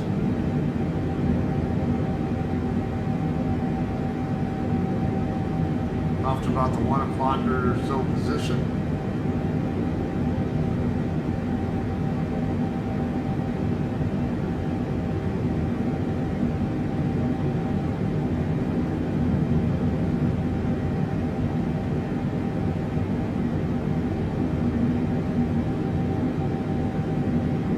We're going to fly right over the DC and Andrews Air Force Base area. AIAD, I forget what that is. Well, that's Dulles Airport. Yeah, that's what I thought, but didn't realize that it was seemingly that far away from Reagan International.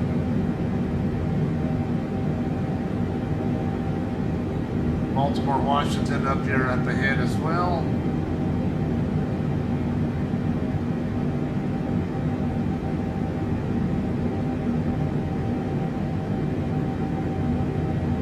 Okay, they're giving me ILS 26 runway.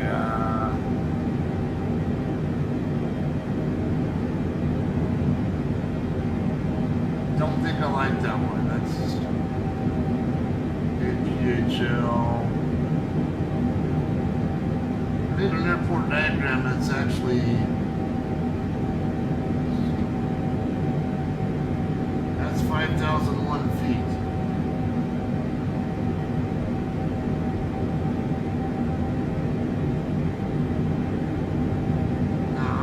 Try to land on 2-6.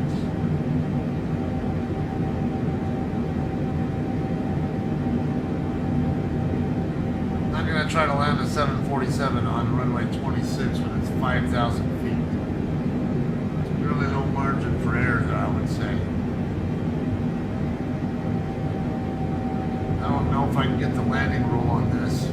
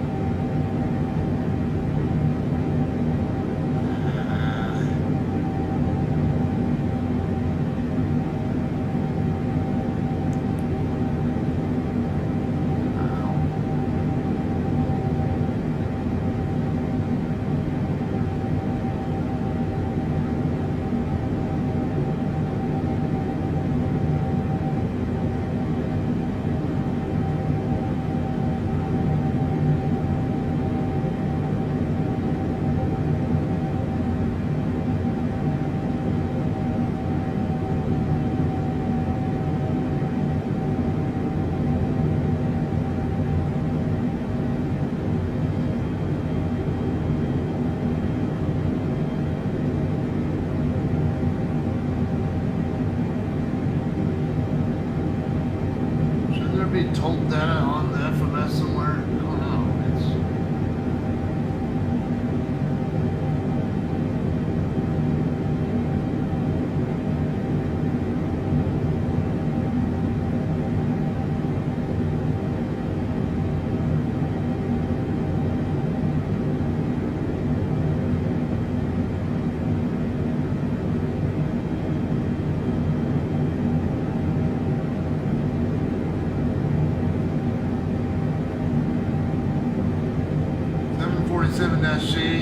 Generally requires a landing distance of about 7,800 feet at typical landing weights. Yeah, I can't land on 2.6. Not like that.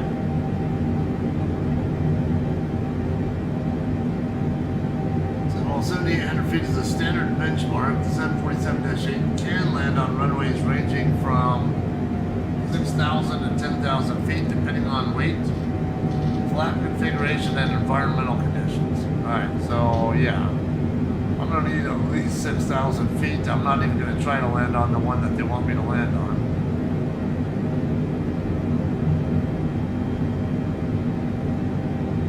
VREF for 747 at max landing weight is usually around 147 knots at sea level.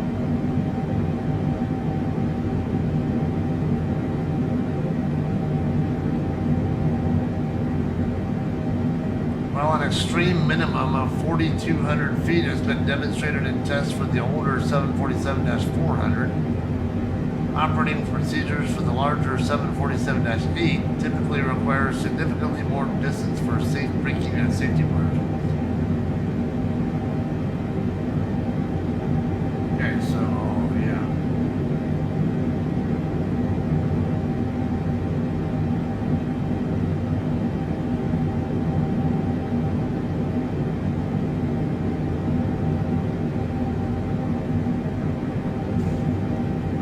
That the FMS should have the information in here, but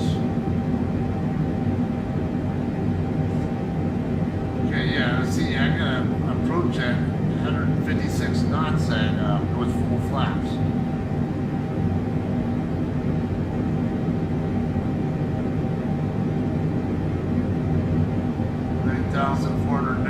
Feet.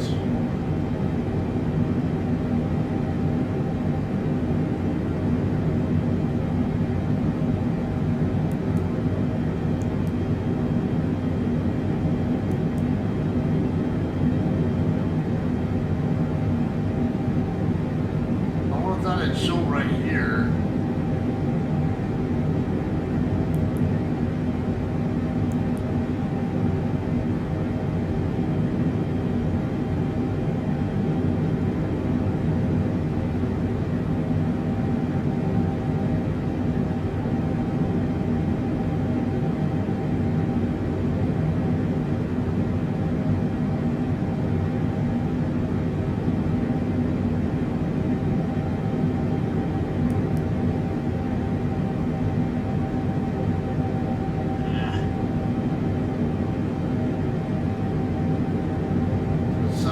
This is that speed brake lever gets in the way.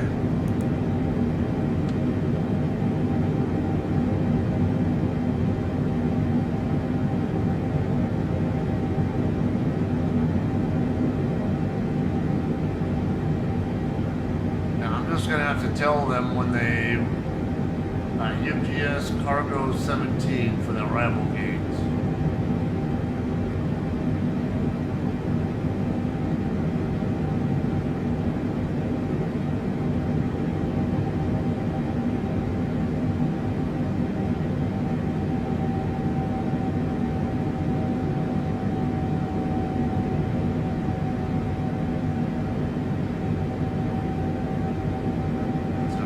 Because this is all terminal spots.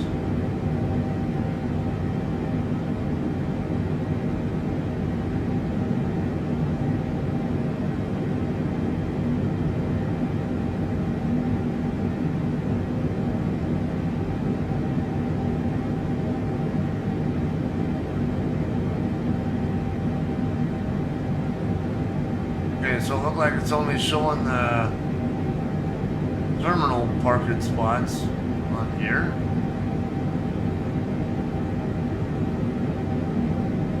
Okay, the UPS apron is off the south end of runway 27 left. That taxiway's Yankee in uniform that can give access to it, looks like.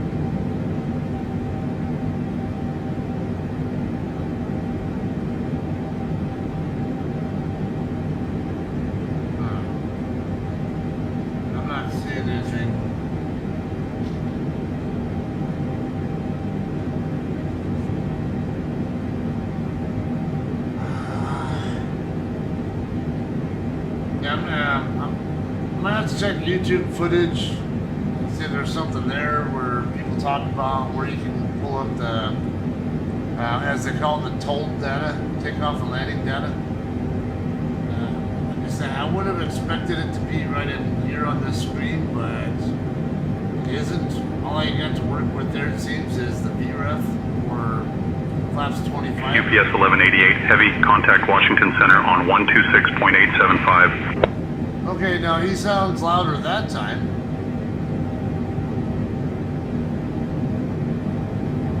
One 26875, 1188 heavy.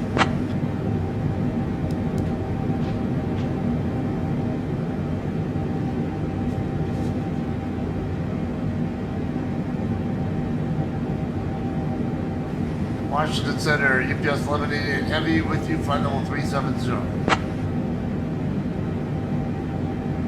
UPS 1188, heavy, Washington Center, good morning. Alright, we got the DC area up ahead. It zoomed in a little bit there. Yeah, it should be, yeah. Should all be the Washington area, and then up a little further should be Baltimore.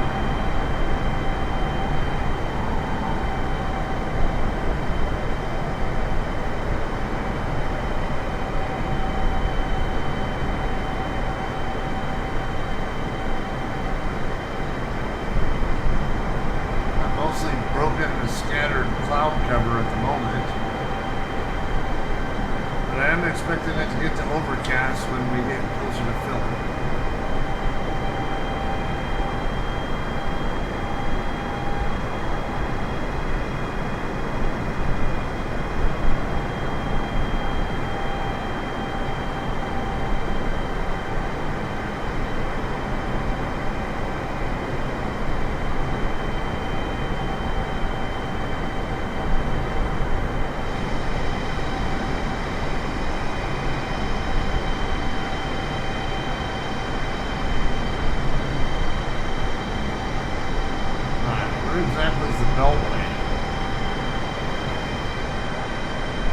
not 95 right there, is it? Could be. This might be the beltway right here, I don't know. Yeah, it looks like it could, yeah, this looks like it might be the beltway. 495 coming around. And then 95 continuing back up, I think this way. What is that interstate there? 295 or 695 or something. I can't remember what that one's called.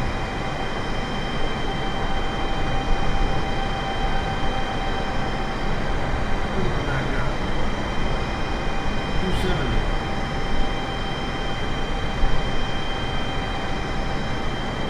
Or actually,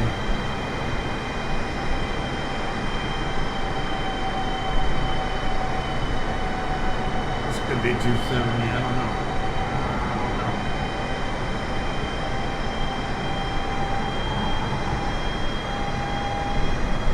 The shape of it, that looks like it might be that State Route 200. The actual beltway might be down a little further.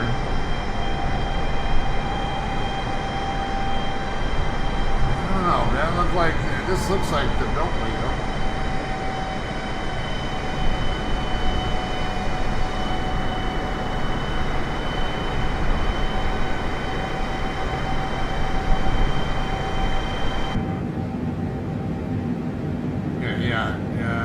Reagan and Andrews should be right over here to our left.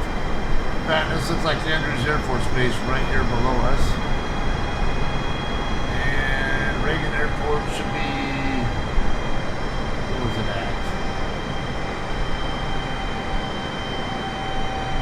Should be right over here in the area, pretty close, real close to this water here. Can't easily see this might be it right there.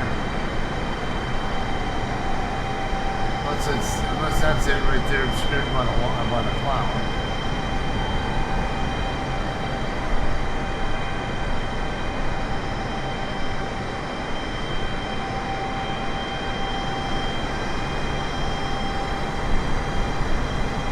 Oh yeah, we're starting to get a little more cloud cover up ahead.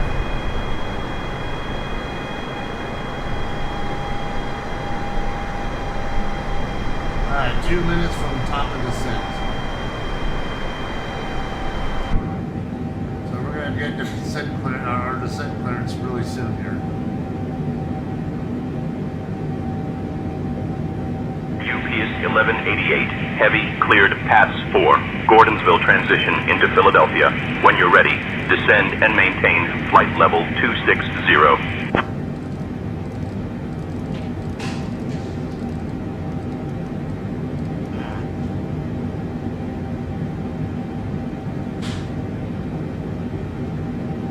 Descend flight level 260 and pass 4 arrival 1188 heavy.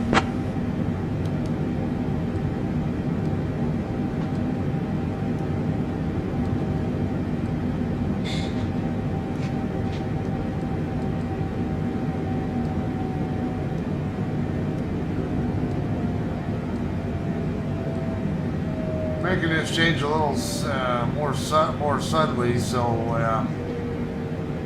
throttles can adjust to it a little more smoothly.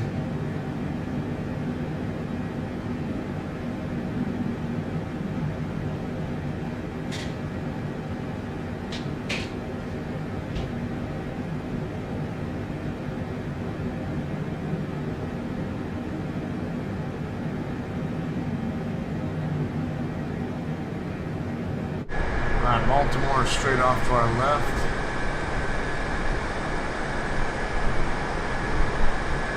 Yeah, I don't have the best view again because of the clouds.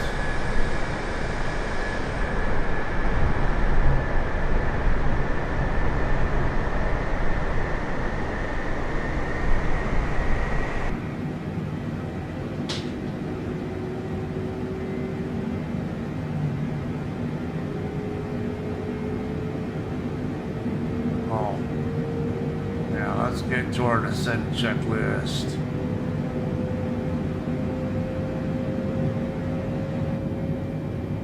Cancel recall switch. Oh, that's what that's what that button was that they were talking about. Okay.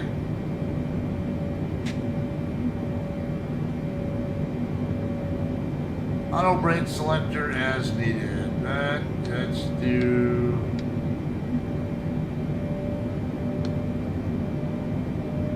I guess 3. I don't know what exactly I need. It's again. I thought the FMS was supposed to be able to tell me what auto brake setting I should plan on needing.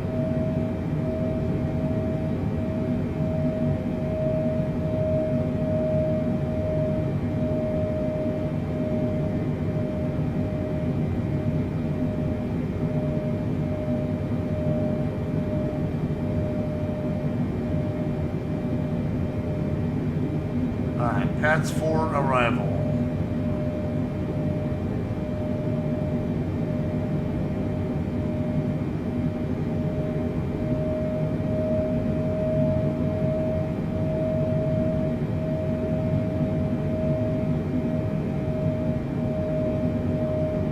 Okay, this way is for landing on runways 9 left and 9 right, but I'm gonna expect 27, so after Pats should have roll Chapman.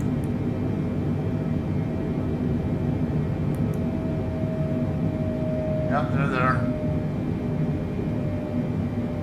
PS Allen and McCord. Yep, alright, those are good. And then got Vectors. Martin. Alright, I'm gonna have to. I've not had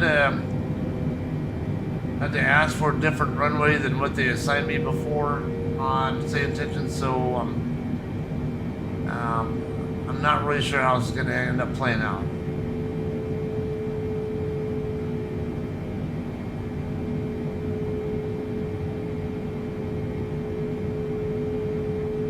Okay, runway 27 right.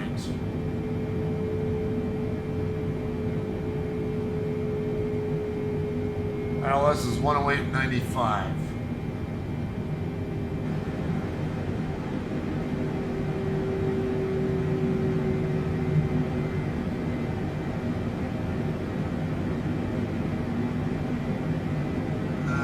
Now that's another one where I'm used to the control head for it being down here. However, I did not see it.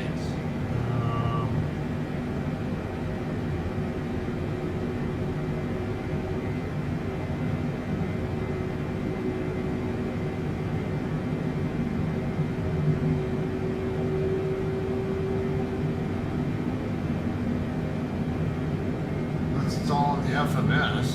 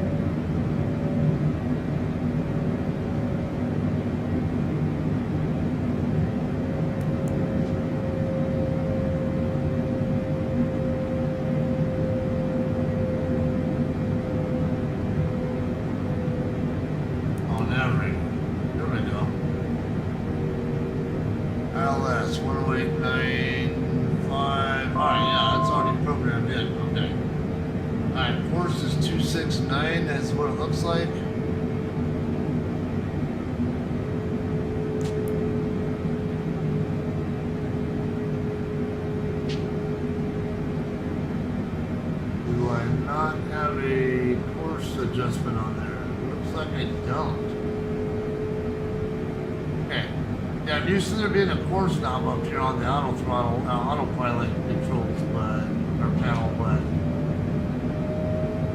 looks like the 747 does not have that.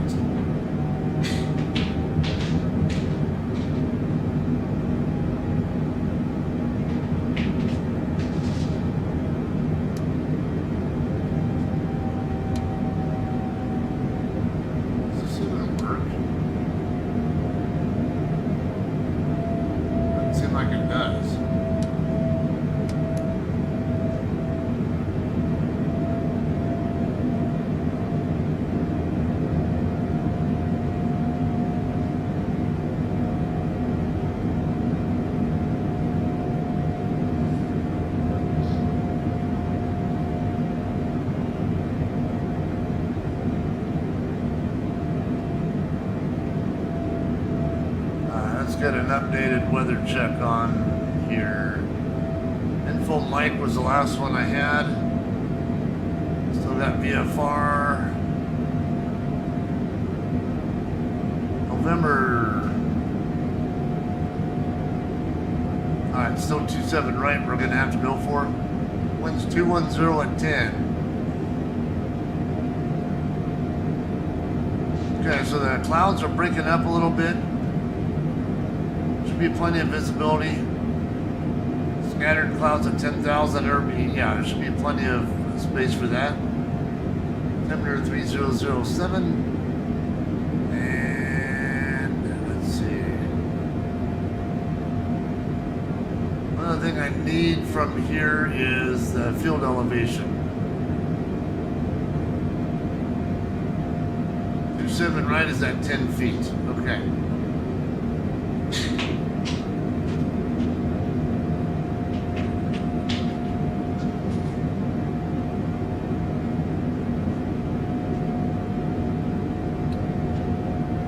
Yeah, I don't see 26 happening. I'm not gonna let them let me land on 26. That's asking for trouble.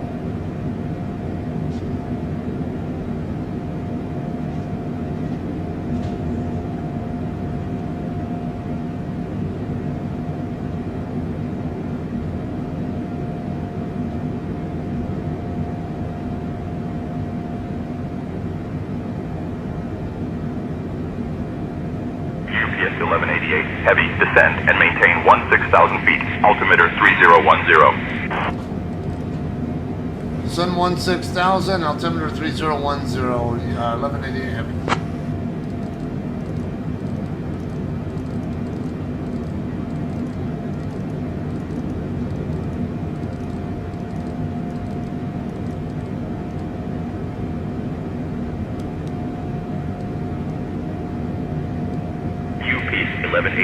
Heavy, descend and maintain 6,000 feet. I don't know why they do that. Descend 6,000, 1188 heavy.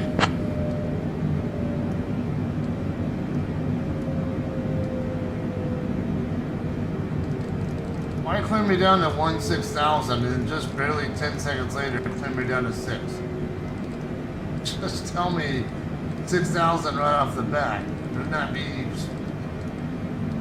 easier? I don't have to keep responding and reacting to different things and keep setting my controls to different settings.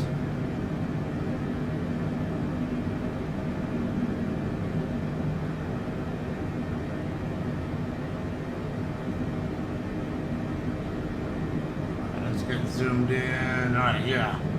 So I can see my vectors. Yeah, we're only about 35 miles away from the vector point, so 310 knots. We're gonna get there pretty fast too.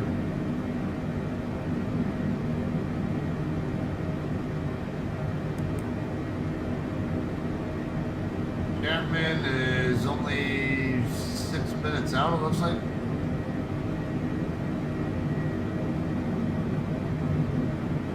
About 15 minutes out from Philadelphia, from the airport, whatever.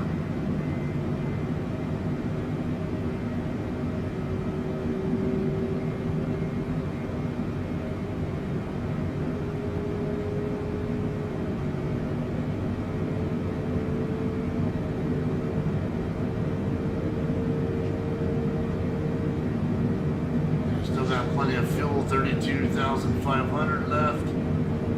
Gross weight 707.9.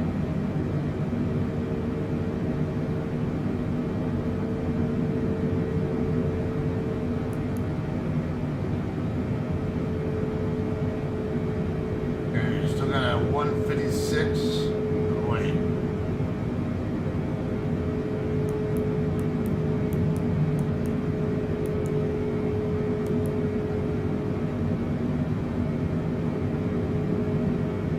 Alright, 155 now for our VREF.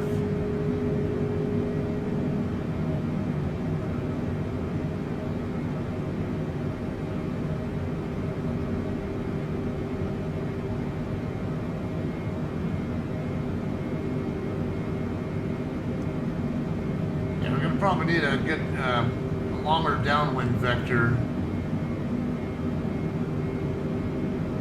We're still up at over 20,000 feet at the moment, and the airfield should just be off to our left side.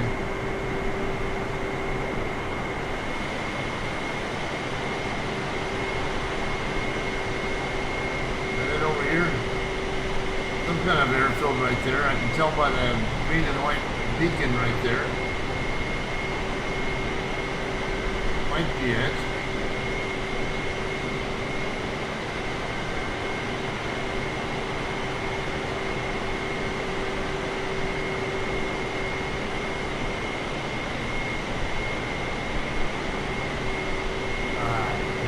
Get down below 10,000 to get a much better view of it, I think.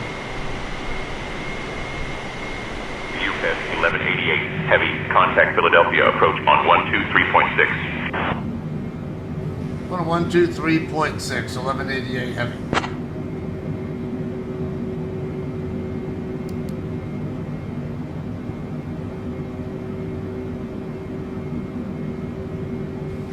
Approach, UPS 1188 heavy with you, flight level 180, descending 6,000. UPS 1188 heavy, Philadelphia approach. Good morning, expect the ILS runway 26 approach into Philadelphia. Approach 1188 heavy, unable to do runway 26, request 27 right.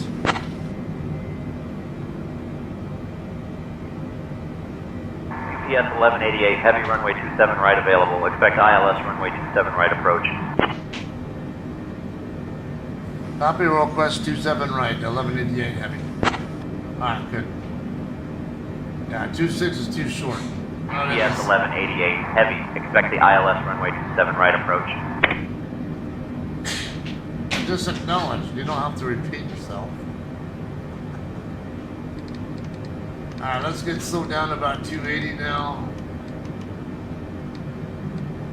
And as we get down on over around 14,000 or so, start planning on slowing down to 250, if it will at all. It looks like 2,000 feet per minute is too much for me to. Oh, shoot! You know what?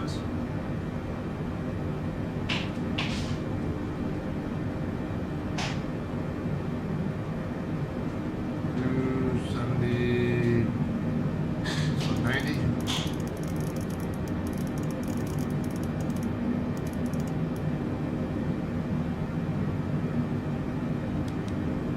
Alright, yeah, I'm going to need to go into heading hold mode about 90 degrees.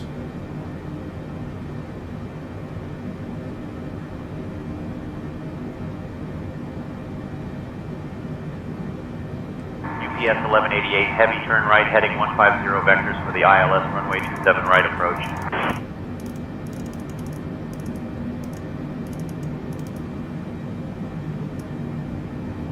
Why is the aircraft not turning? Right turn 150, vectors 27 right, 1188 heavy.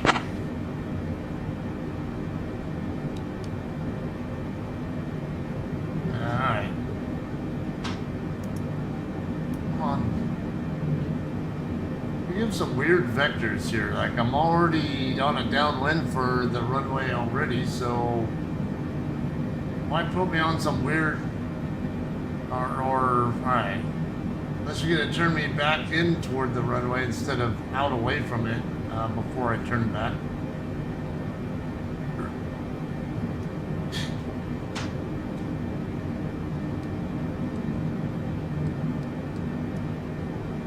A 1,000 foot per minute, and then see if I can get my airspeed down.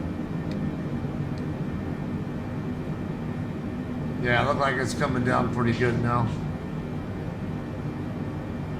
Don't know if that's going to get down to 250 by the time I get to 10,000 feet, though.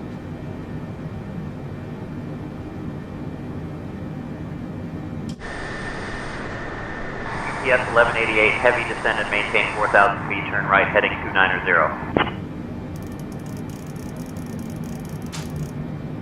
Right turn 290, descend 4,000, 1188 heavy.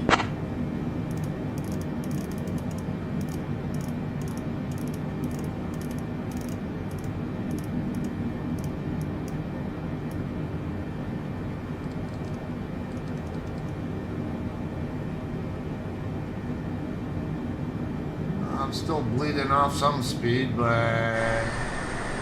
I'm anticipating needing to level off at 10,000 or use speed brakes to get my speed down right. Yeah, that might be my airfield right there.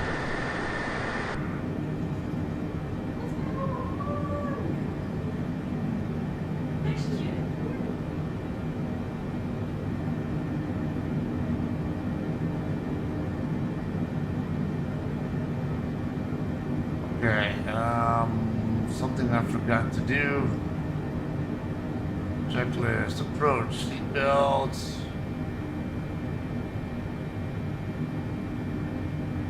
Why'd you turn me that way? As required. Taxi and landing lights.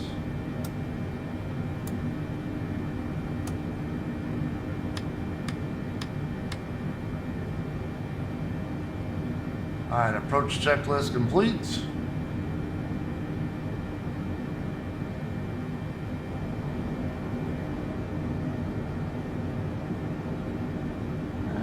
Getting there.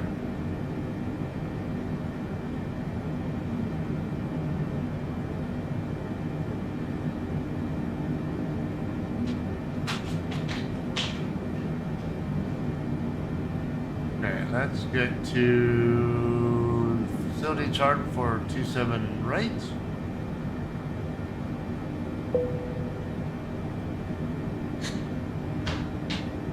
Do you guys even have me vectoring right? I don't know. Let me...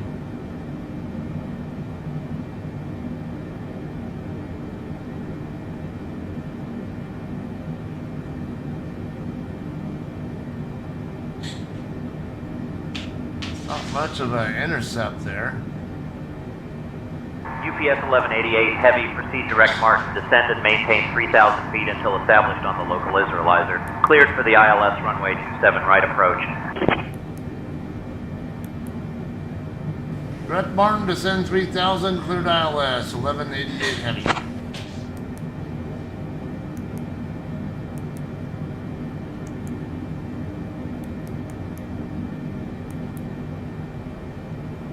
Okay, get back over to LNAV and descend to 3,000.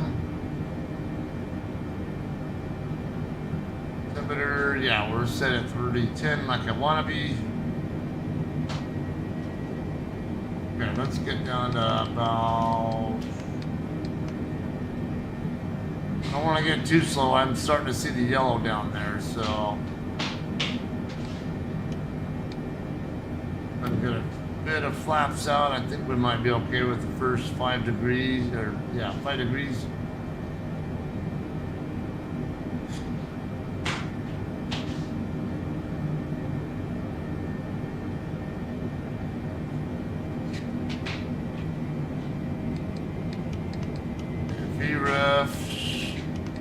I'm seeing right.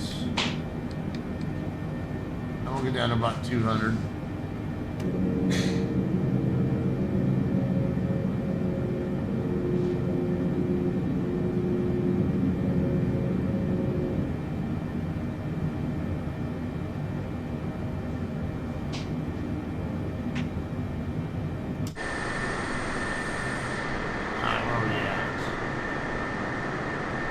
Alright, airfield in sight over here off to the left. I don't have a good look at the runway itself, but I can tell the airfield is over there.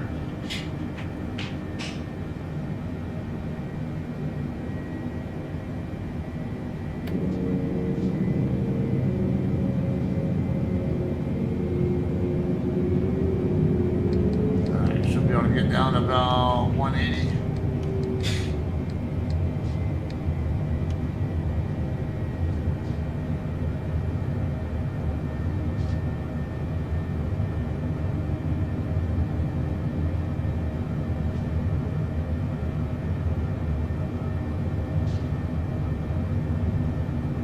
says kind of handy there where it shows that V. Well, it says ref, so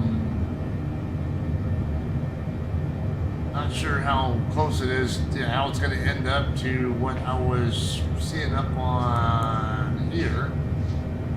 155. We are currently at 706.3.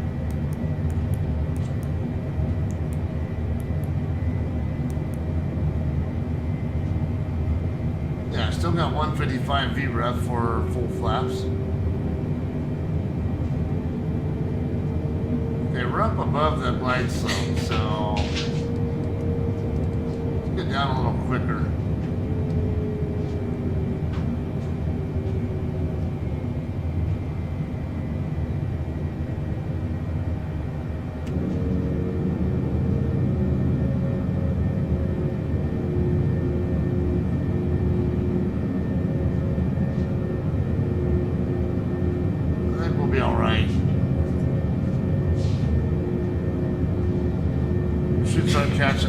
So I mean, just looking at what I'm seeing, I should be able to get it. Just have to do a little steeper descent to catch it, but I can clearly see the runways over there. PS 1188 heavy, contact Philadelphia Tower on 118.5 when established. 118.5 when established. 1188 heavy. Yeah, see, I'm already starting to catch the glide slope already starting to come up toward centered, so yeah, we're looking good.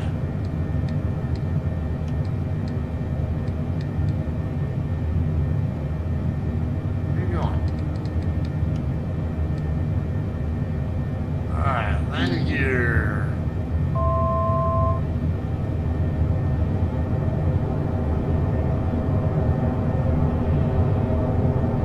Down, flaps are at 20 already. Speed brake, arm. Come on, there we go.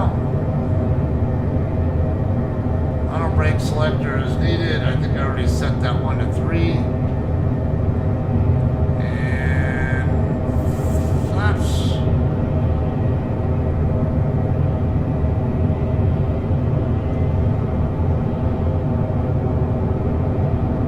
Okay, yeah, we're lined right up the runway. We're actually low now for the glide slope, but why are we not leveling off at 3,000?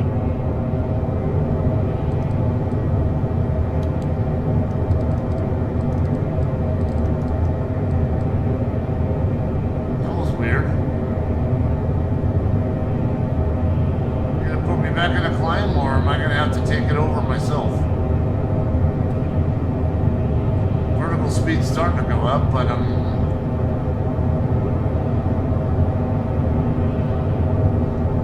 not going up.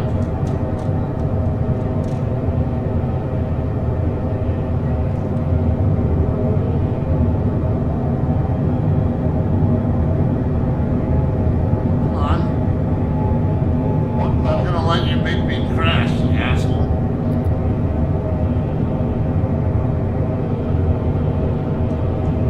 Okay, so we're having issues here.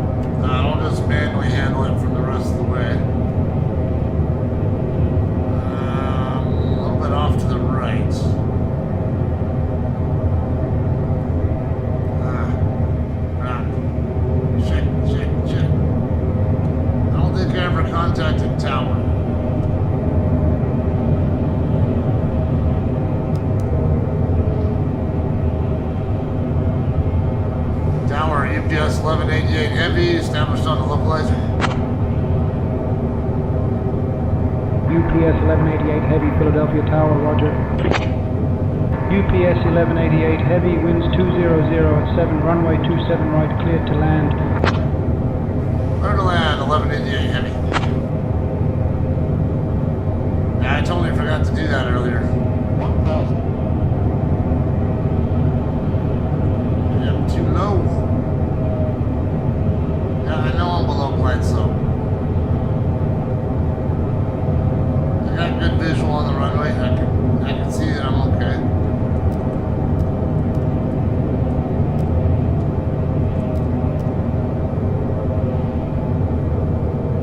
Yeah, we got full flaps now, and we're right around where we need to be. Approaching runway 26. Caution, caution. Approaching runway for what? 27 right.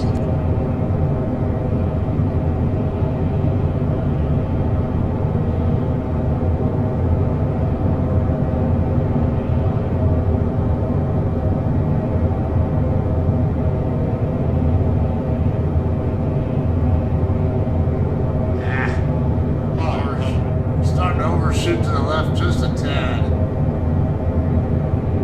400. And a little low.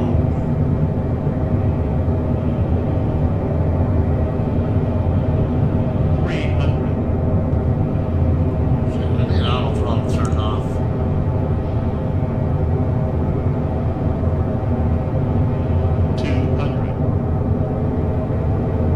Yeah, come on. I'm losing. What the hell? 50, 40, 30, 20, 10. Why? What is up with this thing? I'm like pulling all the way back on the throttle, on the stick, and I can't get a reaction. 20, 10. Alright. UPS 1188 Heavy, contact ground on 121.65.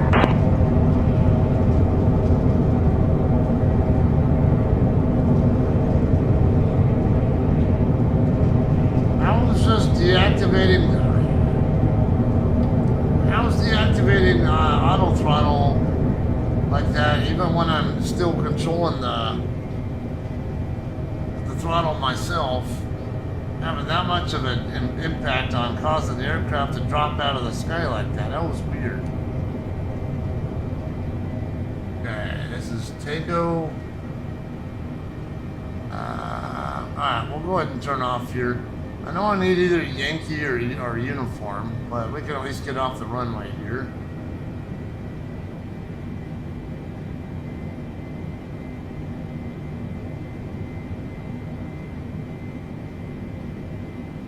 Approaching runway 9 left. Going to ground, 1188 Heavy.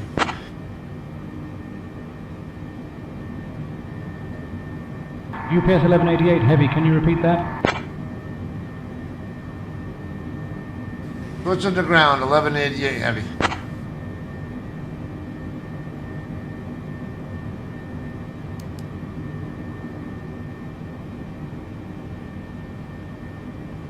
Okay. Get zoomed in on where I'm at. Okay, yeah, I think this over here is the UPS apron. Ground, UPS 1188 Heavy, clear of 27 right, taxi to parking.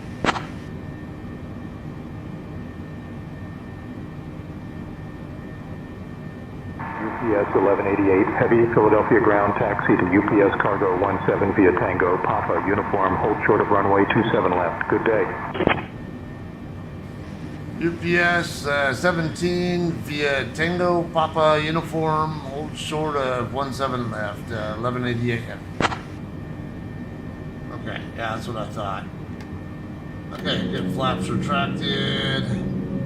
And make our, this ramp right in front of us on the right is where we're going to be parking. A number of other airplanes already over there.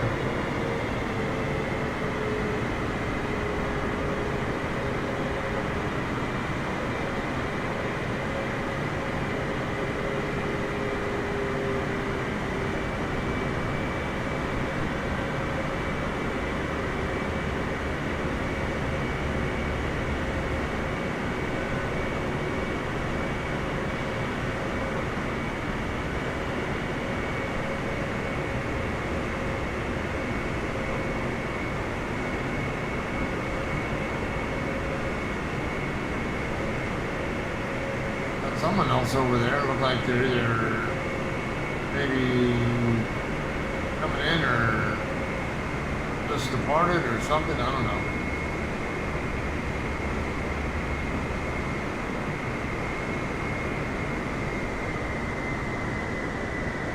UPS 1188, heavy cross runway 27 left. Cross 27 left, 1188 heavy. Yeah, we look to be clear there. Approaching runway 27 I left. have no idea where spot 17 is because it's not on my map. It's probably a designated, it's actually a spot in the default scenery, probably.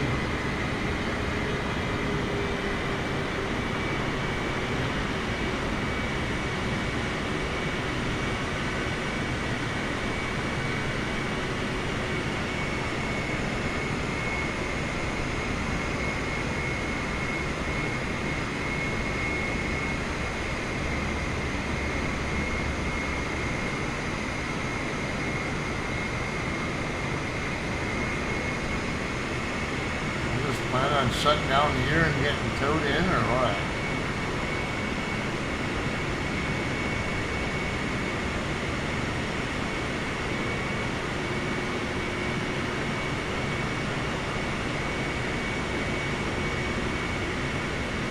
No, let's get out of that guy's way. He's got some lights, his lights on, so.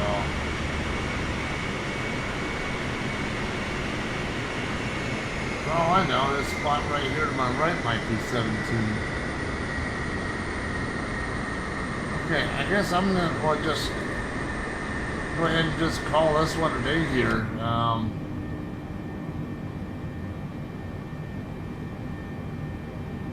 Guess I could run the APU.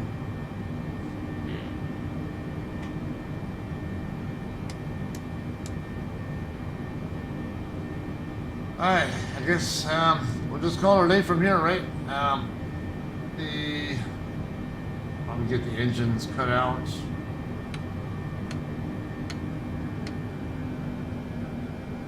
And lights off.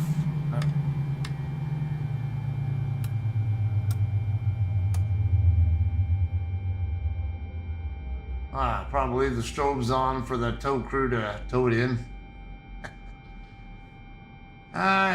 I think everything else, who cares? I think we'll just call this a day just like it is. And say thanks for hanging out watching. But yeah, welcome to Philadelphia. Alright, you guys, you have a good night. See you on the next one.